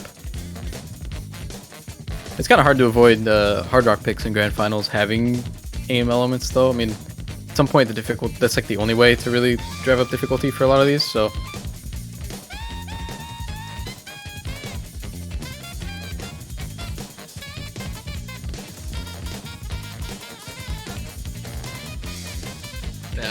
I don't know why I'm on the edge of my seat watching a pre-recorded replay where no it's gonna break. This map is just hard, man. The ending is very, very hard. Yeah, but like, how is he Especially- hitting this though? Because this is Have you looked at the player name, Dio? yes. How is he He hitting? hits things. He hits things a lot. Especially when they're hard rock. it's time for the funny slider. Hey, We're funny going, was the we're last going horse mapper. racing. Woo!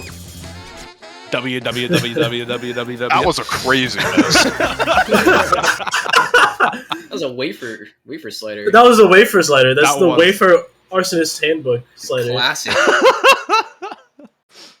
Damn, the one miss. Tragic. Alright, let's go into the DT pool. We've got a Garden DT1. This is also a map that was done a very long time ago. I've got a pretty standard DT1 as well this time around. And quite similar to the Camo map. This kind of just required no changes. Garden just doesn't miss. Really high quality, enjoyable map here. May I ask? What is she eating? Well, that's a Onigiri? Looks like an onigiri. Yeah, It's a very big onigiri.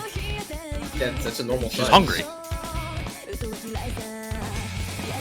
Hey, it's kind of big, but like, Or as Pokemon would call it, a jelly-filled donut.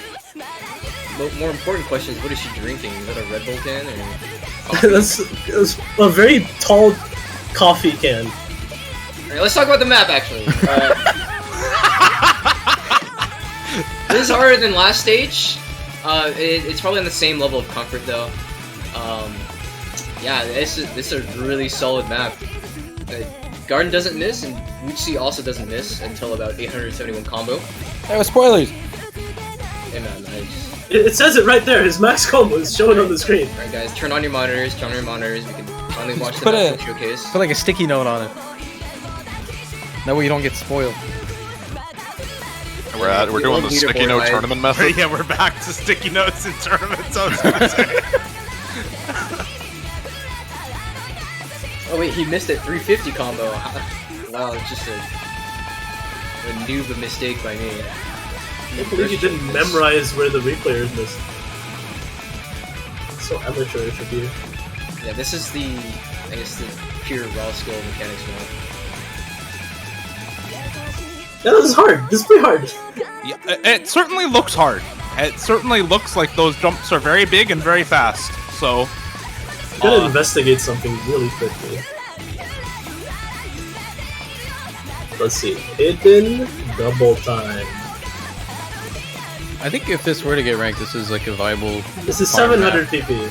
Yeah. For a This second. is kind of a hard farm mode. I saw I think someone like made a thread recently that was like, what's the highest PP play ever made in OWC?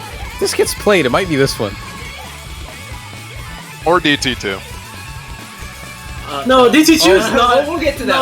No, We'll get to that. We'll get to that very soon, in fact. Well, we'll get to that right now. So have fun. Here you go. What? Yeah. Surely it's a speed Welcome to the lowest I star mean- rating map in the pool. I mean, This star rating is the weirdest thing. How on earth is this map under 7 stars? Dada, how is this done? What do you got to say Okay, about so this one? it is big circles, so that takes away some of the aim elements of the star rating calculation. But also, I think at some point the streams get so long that it just gives up calculating difficulty, so the stamina doesn't scale up. Yeah, this stamina is actually invisible in this star rating. This is by far the hardest DT2 because this one actually requires infinite stamina. I pulled no punches, yeah. If you can play 230 BPM like forever, this is your map. But it's not entirely free at the same time because there's a lot of very tricky finger control patterns. Or like, how do I describe? I don't want to say artificial, but like the strain on a lot of these finger control patterns are after the slider, and there's a lot of strain involved with being forced to hold your key down. And these consecutive septuplets, 7 notes, yeah, these are quite draining. And there's no break in between. I mean, there's a break after this section, but then you'll get into an even harder section eventually. Basically, You know that- if you have fingers, you like this map. If you don't have fingers, you don't like this map. I do not have What? fingers. You know that rate change set of Midorigo Queen Bee that Yes. everyone uses for stamina practice? This is what that reminds me of. This is what that reminds me of just like, yeah, infinite stream practice, basically. Have fun. Go tap. This is a 3-minute map. Can we talk about the fact that combo. Can we talk about the fact that this was made as a custom to patch in semifinals? Yeah, we used it in grands because it was so difficult. I think Dada was like, no. halfway through, I realized. Yeah, you just kind of yeah, I could tell. Right, so in a bit you will see the biggest streams of the map. Not here, but the part after. I can't believe we have a DT map under 7 stars in grand finals. Oh my god! Oh, this is the part that doesn't get star rating. Okay. Yes. You can't do this 3 minutes in almost. Yeah, you can. I can. I just can did. handle this. He can and did. I could FC this. Look, Real. Wuchi just FC this, so like maybe we're just complaining because we're slow. free. It's a free FC. Look at that. This is so free. If you can tap, right? I mean, there's no Which she aim. actually didn't play this. It was me. I hate to break it to you guys. The secret Fiery Rage replay. The secret Fiery Rage speed is upon us. It's a pretty crazy replay, honestly. Alright, a non-custom map. Everyone's gonna know. We're busting out the classics. Oh my. It's not the top diff, it's the Lunatic collab diff. If you don't know this map, I'm not sure where you know, I don't know. It's just kind of a classic. We initially slotted this in and we're like, is this too hard? Like, this seems kind of insane. I think this kind of ends up being like one of the easier maps in the pool now. By the end of the pooling process, we were considering replacing this because it was too easy. Yeah, I think a lot of speed players who are playing this will recognize this as a Speed Cup tiebreaker. This is, I guess, to differentiate from DT1 a little bit. This is 278 BPM, because DT1 is pretty high up there in the BPM range, and also has, some burst involved. We want this to be an actual speed map, requiring real speed. So, here you go, guys. Debitori with double time. This is like what I don't know. I started playing the game in 2014, so to me this is just seeing like the next we're level of the watching game Auto. evolve in real time, right? Like I don't know. I mean, it's just to surreal be seeing fair. maps like this in DT nowadays, because back in the day, no one was even close for. Okay, you this had kind like of map. on the leaderboard on this when this map was like ranked and stuff, and when I Yeah. also started playing, I was like, wow, there's someone FC'd this with Hard Rock. They're crazy. Man, what that's the nuts! Yeah, I like 5. This used to be a Hard Rock farm map. Oh, yeah. It was. And a no mod farm map. It probably still is, but like Top now you diff just is, have like this map being DT, the top diff nonetheless on this map being DT. This Henry replay is actually I think the second FC on the map. It's pretty funny. I think the number 1 is Kaze? Yeah. It's Sukaze, yes.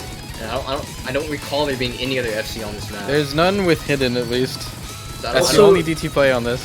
Quick shout out. Nobody knows who this is a collab with because they don't look at the description, but this is an LFJ collab with NyQuil. So this diff is Wow. Azer. Cat. I didn't know this was I here. forgot he wrote that. How's your don't cat? back. How's I your don't cat, have Alex? the, I don't have the context. I don't know. You're sleeping somewhere. There's actually no context. You just put that there. I swear.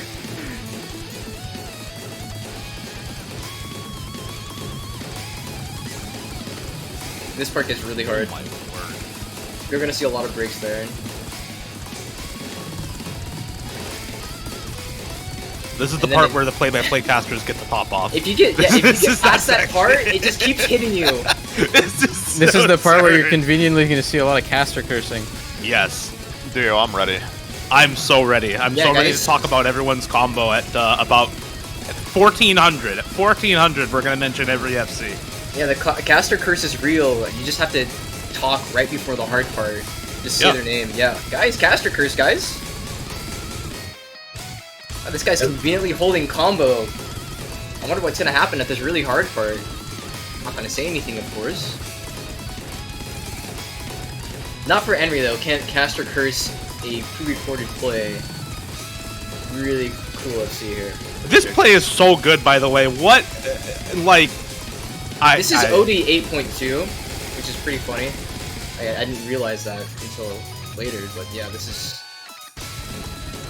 actually has an It kind of accuracy has to difficulty. be at this BPM. It's It has an accuracy difficulty, yeah. yeah. I think this would probably play worse if it was lower, right? You could no lock a lot more stuff. I don't know. It doesn't make it harder, but it doesn't make it like. Yeah. I mean, I don't know. The song is like so fast. I don't think you really noticed OD on this, but I don't know. Not like I can play this. I mean, just a contrast with DT2, this is a minute longer with the same max combo. Oh wow. Yeah. Okay, something completely different for DT4 this time around.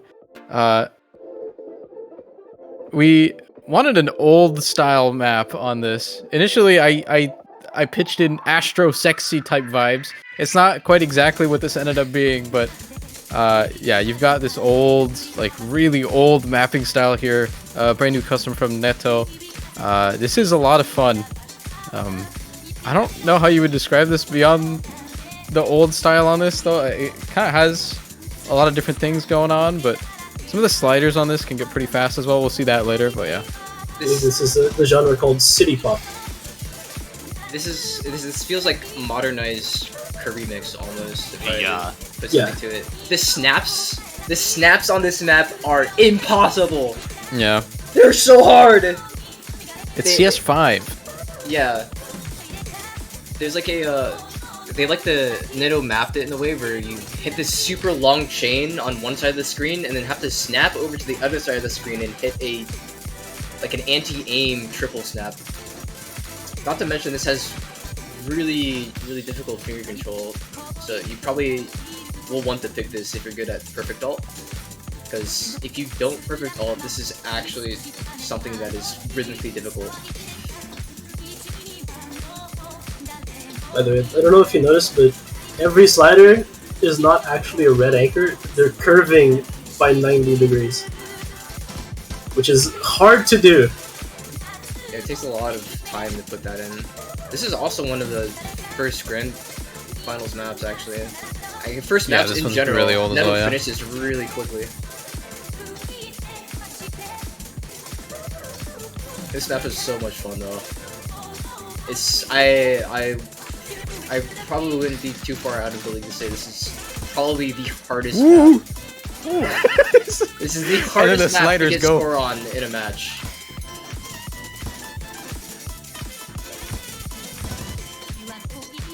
I will be very surprised to see like 500k on this in a match. This is really difficult to pull off. Yeah. In tournament settings. I would be very surprised, Sayo, but I am no longer surprised by anything in this OWC. Everything is possible. That is true. As I think a player said in map pool feedback, there we have aliens playing the pools. I don't know if the teams are really going to have like a full roster on this kind of map. It's just one of those things you just don't know. It's not a very conventional thing. Like, it's not even just the fact that this is an old style map. It's just there's so much precision and snap required. It's kind of tricky to figure out. I think if like either your team or the other team can play this. So I'm pretty interested to see what kind of presence this map ends up having. But that's going to be it for the DT pool. We've got free mods coming up. And of course, we're going to have Wow. Falcon Sound Team, Even more Jonathan iconic LFJ. duo. Oh my god, it's Falcon Sound Team! Oh my god! I have never seen a Jonathan LFJ Falcon Sound Team map. I was Nice. born in the year 2022. And- Guys, star rating. Oh no. Oh my god, it's the number! I'm laughing so hard. Yeah, Anyway. we probably should have it in you, man. Just count on all the 707s. Anyways, Yeah, Yeah, so, Tuna. anyway, Replay. Tuna, again, I said this last week because he had a replay in finals as well, but just was available to play for literally just 3 hours. That's it, just 3 hours, and managed to get a bunch of full combos on maps. We managed to keep this as a replay, so here's a rare Tuna full combo grand finals showcase. that is to say, this is, I think this is, I'm confident when I'm saying this, the easiest map in the pool. It's a free mod. And you have to play it with the hard mod. For This at is least one really of your- comfortable one with of your Hard Rock people. too. Actually, I kind of agree. Not that this is easy, but just It's pretty this map comfortable to doesn't play. have, yeah, this map doesn't have those hard parts that like every other map has. Other think than also a this big and like Hidden One, I think might be the only comfortable maps in this pool. It is Even that quite hidden one is comfy, pretty, but it's still mechanically very hard. I feel. Yeah. The one thing that this doesn't do that like some of the other, like the Nomad 3 for example, it doesn't have that switch between really tricky flow aim and then this super high spacing snap aim stuff. It's just all the high spacing snap aim. So it's okay, never mind, I stand corrected. I stand corrected. All right, never mind. It's okay, At it's least gone. it doesn't Say your do it point. in the That middle of the part's same fine. pattern. All right.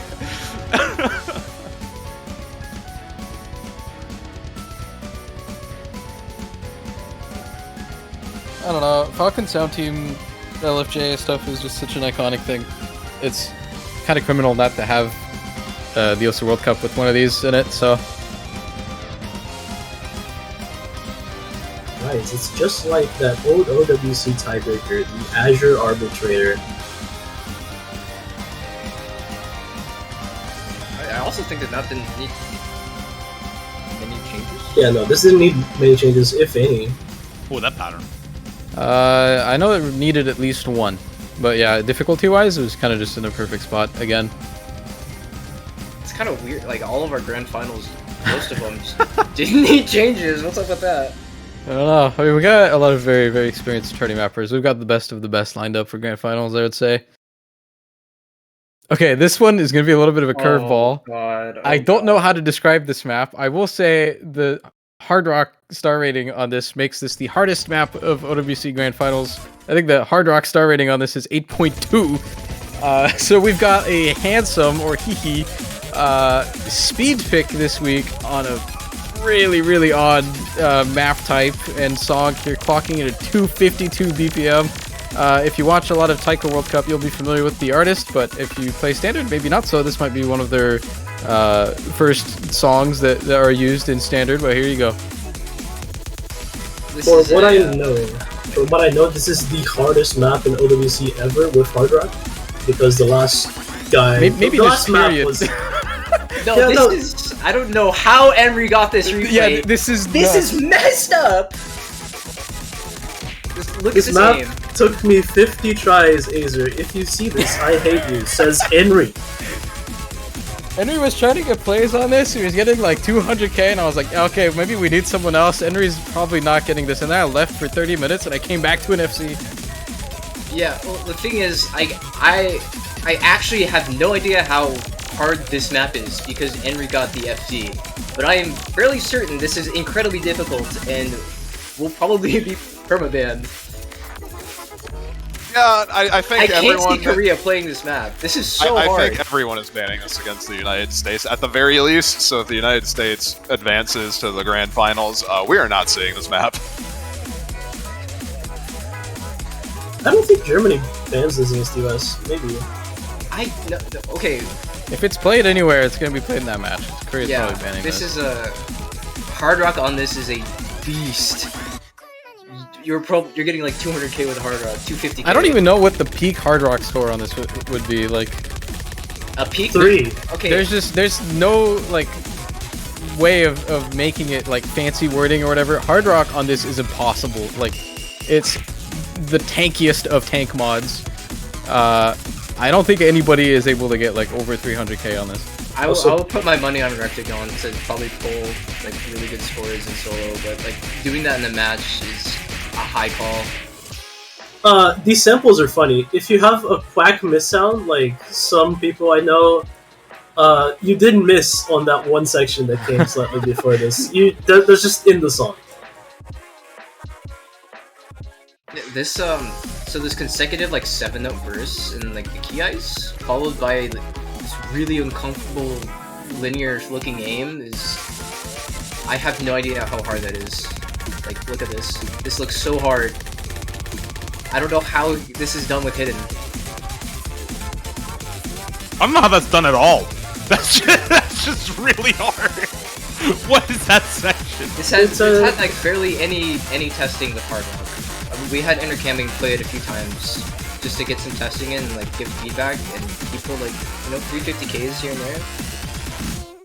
It's as you said, aliens play this pool. It's no longer in the realm of human beings.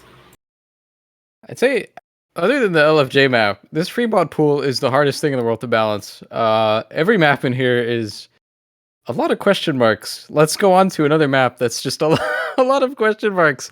You've got KTG Stir here on like the anti-mod, but this was so hard with the typical anti-mod values. We had to tweak it a little bit. We actually had to make this a little harder.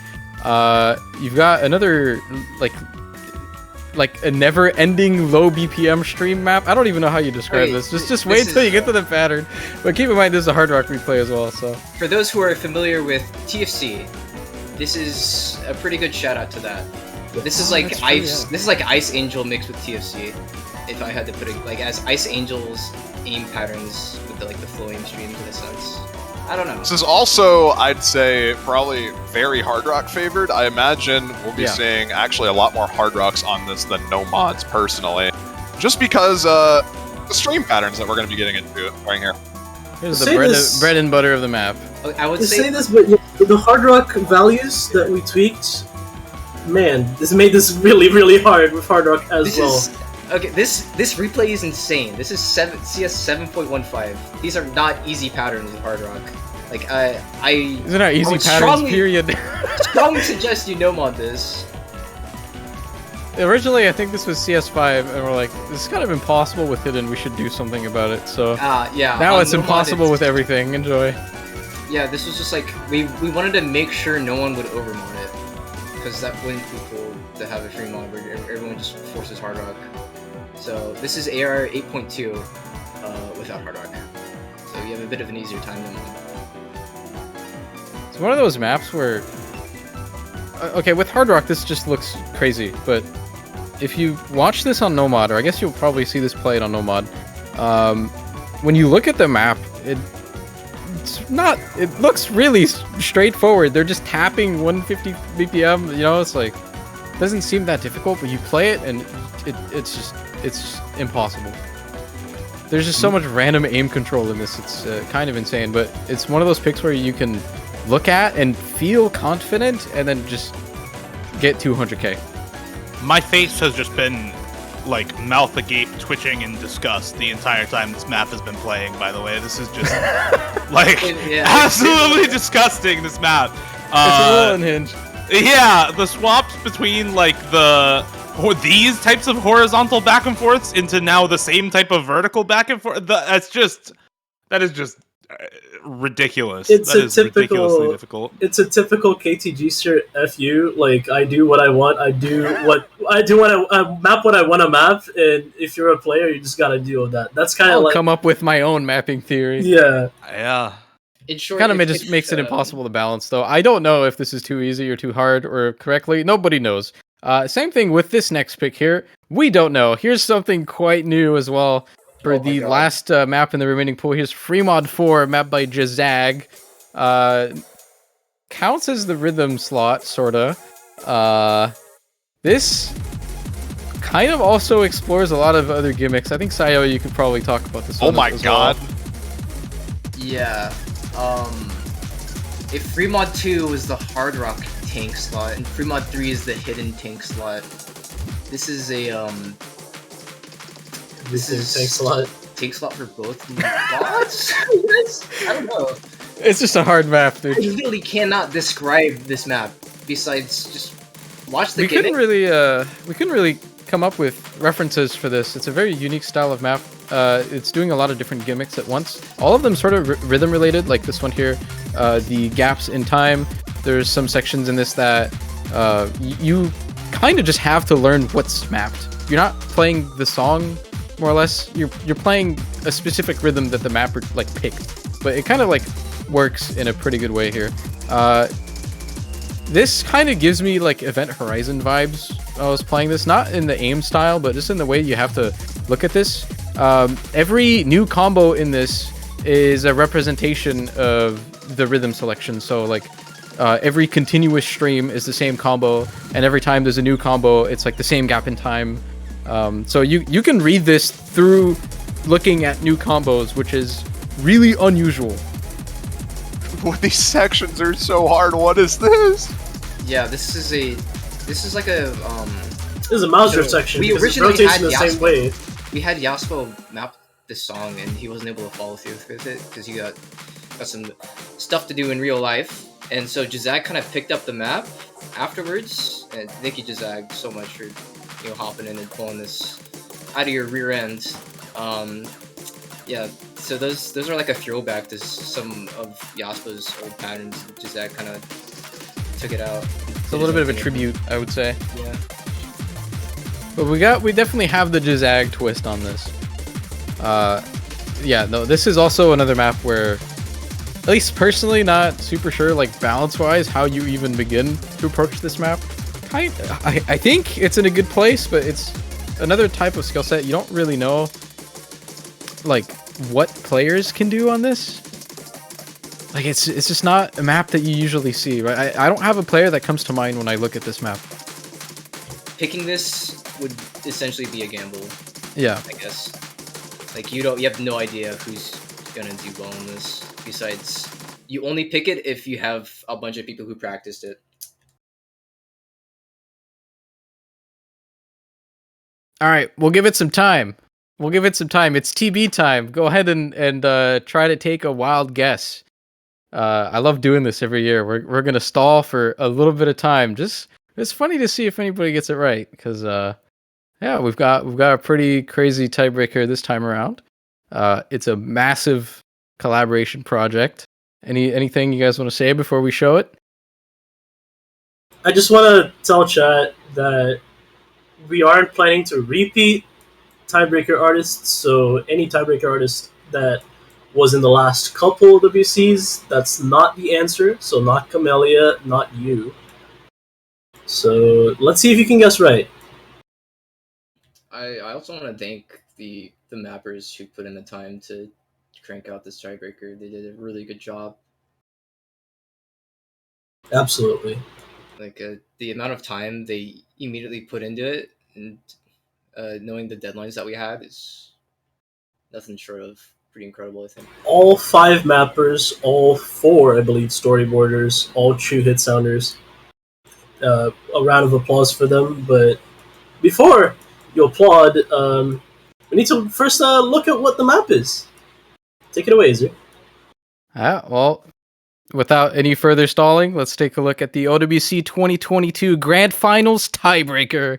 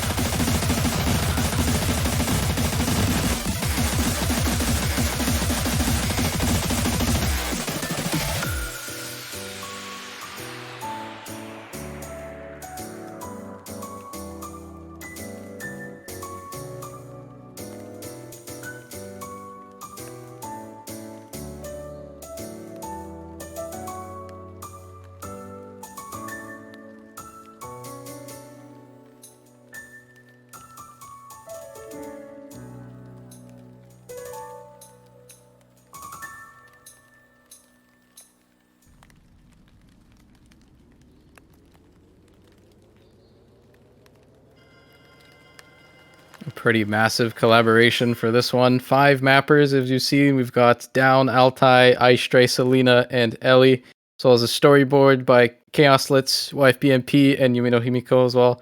A lot of people put in their time for this. Pretty happy with how this ended up. It's also worth noting Citrus is just so insane at making these projects on time. We received the full version of this whole song in like 9 hours. Absolute machine. Just beyond happy with how this ended up being.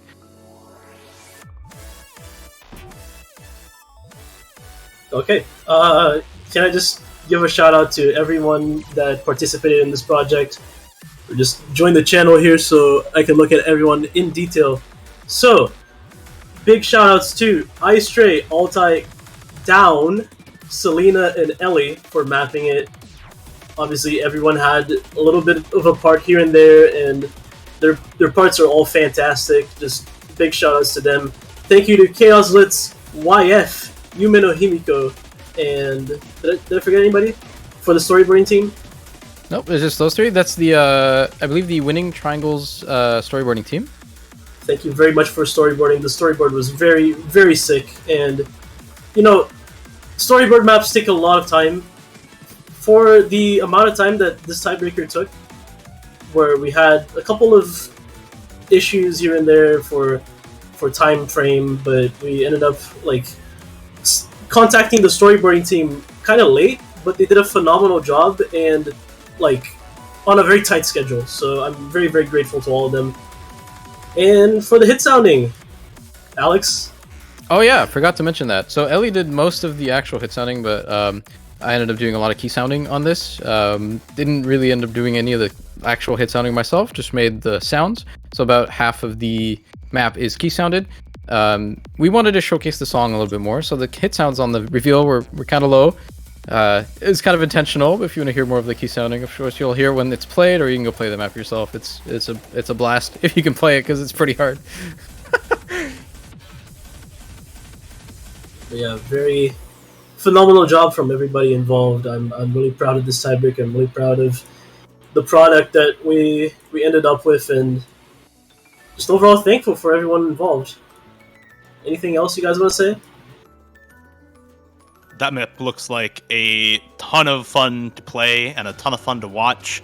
And I think that most of the all-rounders from all 3 teams in Grand Finals are going to be able to play it without too much of a problem. So if we do ever see a tiebreaker between any of the 3 teams, I think it's going to be a pretty close one with lots of good scores from all of the players. So I think it's a tiebreaker that turned out really well playability-wise just from a first look. And I think because it's a little bit lower BPM, max 200 BPM, a lot of people in solo should be able to enjoy this map as well, which is phenomenal because so many of these open rank tiebreakers, especially custom songs, end up being only playable for some of the best 1v1 tournament players in the game. So fantastic stuff. I think you might see some different kind of players on this. I mean, of course, it's naturally because of the song genre. I guess this is a little bit tech oriented, but this is primarily a mechanics pick.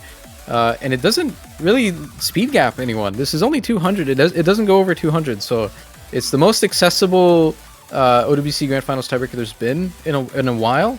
So it's a good time because of that. Just want to go on a little bit of a credit roll here at the end. There's a lot of people I want to thank for all the collaboration and stuff. Of course, a lot of artists that we were managed to work with to make all the Yosu originals. So of course, Red Side, who did a song in semis. We had Tehan, Kurokute, and Senzai as well with the banger semis tiebreaker. We've had RN. Unfortunately, the RN song was banned in every map, every match this week, I think. But it's still a banger. Altai did a really good job mapping that one. Unfortunately, we didn't get to see it on stream, but go play it as well. It was that one was last week. We had a Niwashi song as well, and all of the new artists this week as well. So Raymond-kun, DJ Raise, 2L, Cephid, Rabbit House, and of course Citrus at the end here.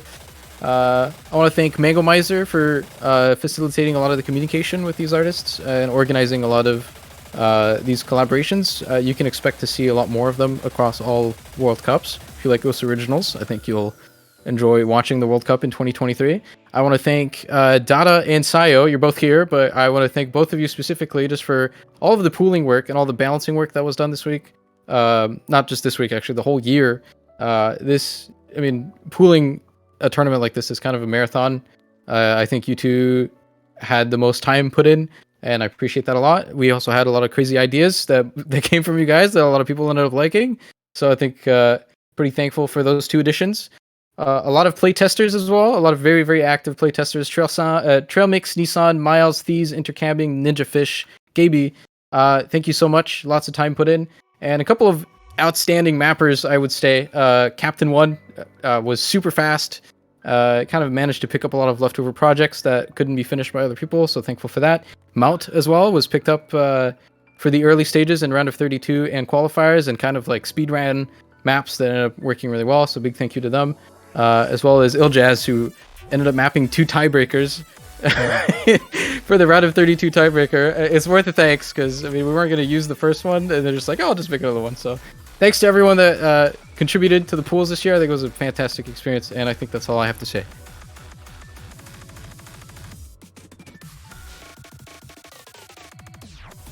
Well, I think that just about does it for everyone here, right?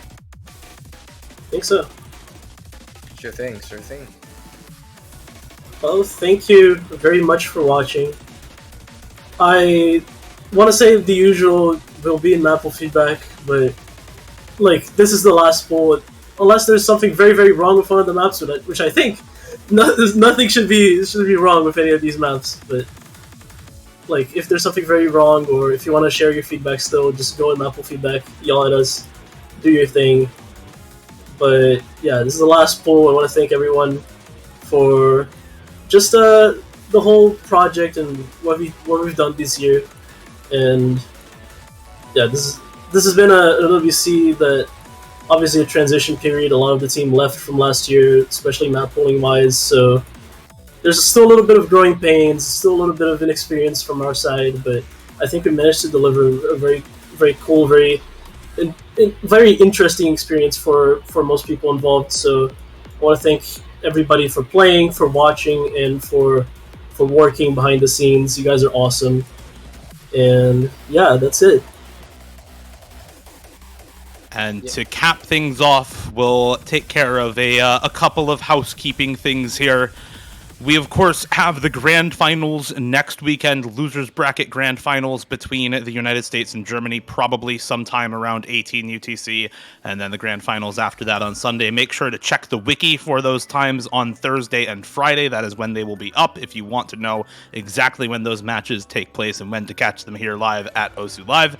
You can also still support your favorite teams in the World Cup directly by purchasing banners off the website. Those go down on Friday, so if you want to get them now, this week is your last chance to do so. And last but not least, you can also directly support the World Cups through OSU Collective. Links to both of those in the chat. With everything being taken care of, thank you very much to everybody for watching. Thank you very much to all of the map pool team for your incredible efforts throughout the entire rest of this tournament. And from all of us here at OSU Live, we'll see you next weekend for the Grand Finals.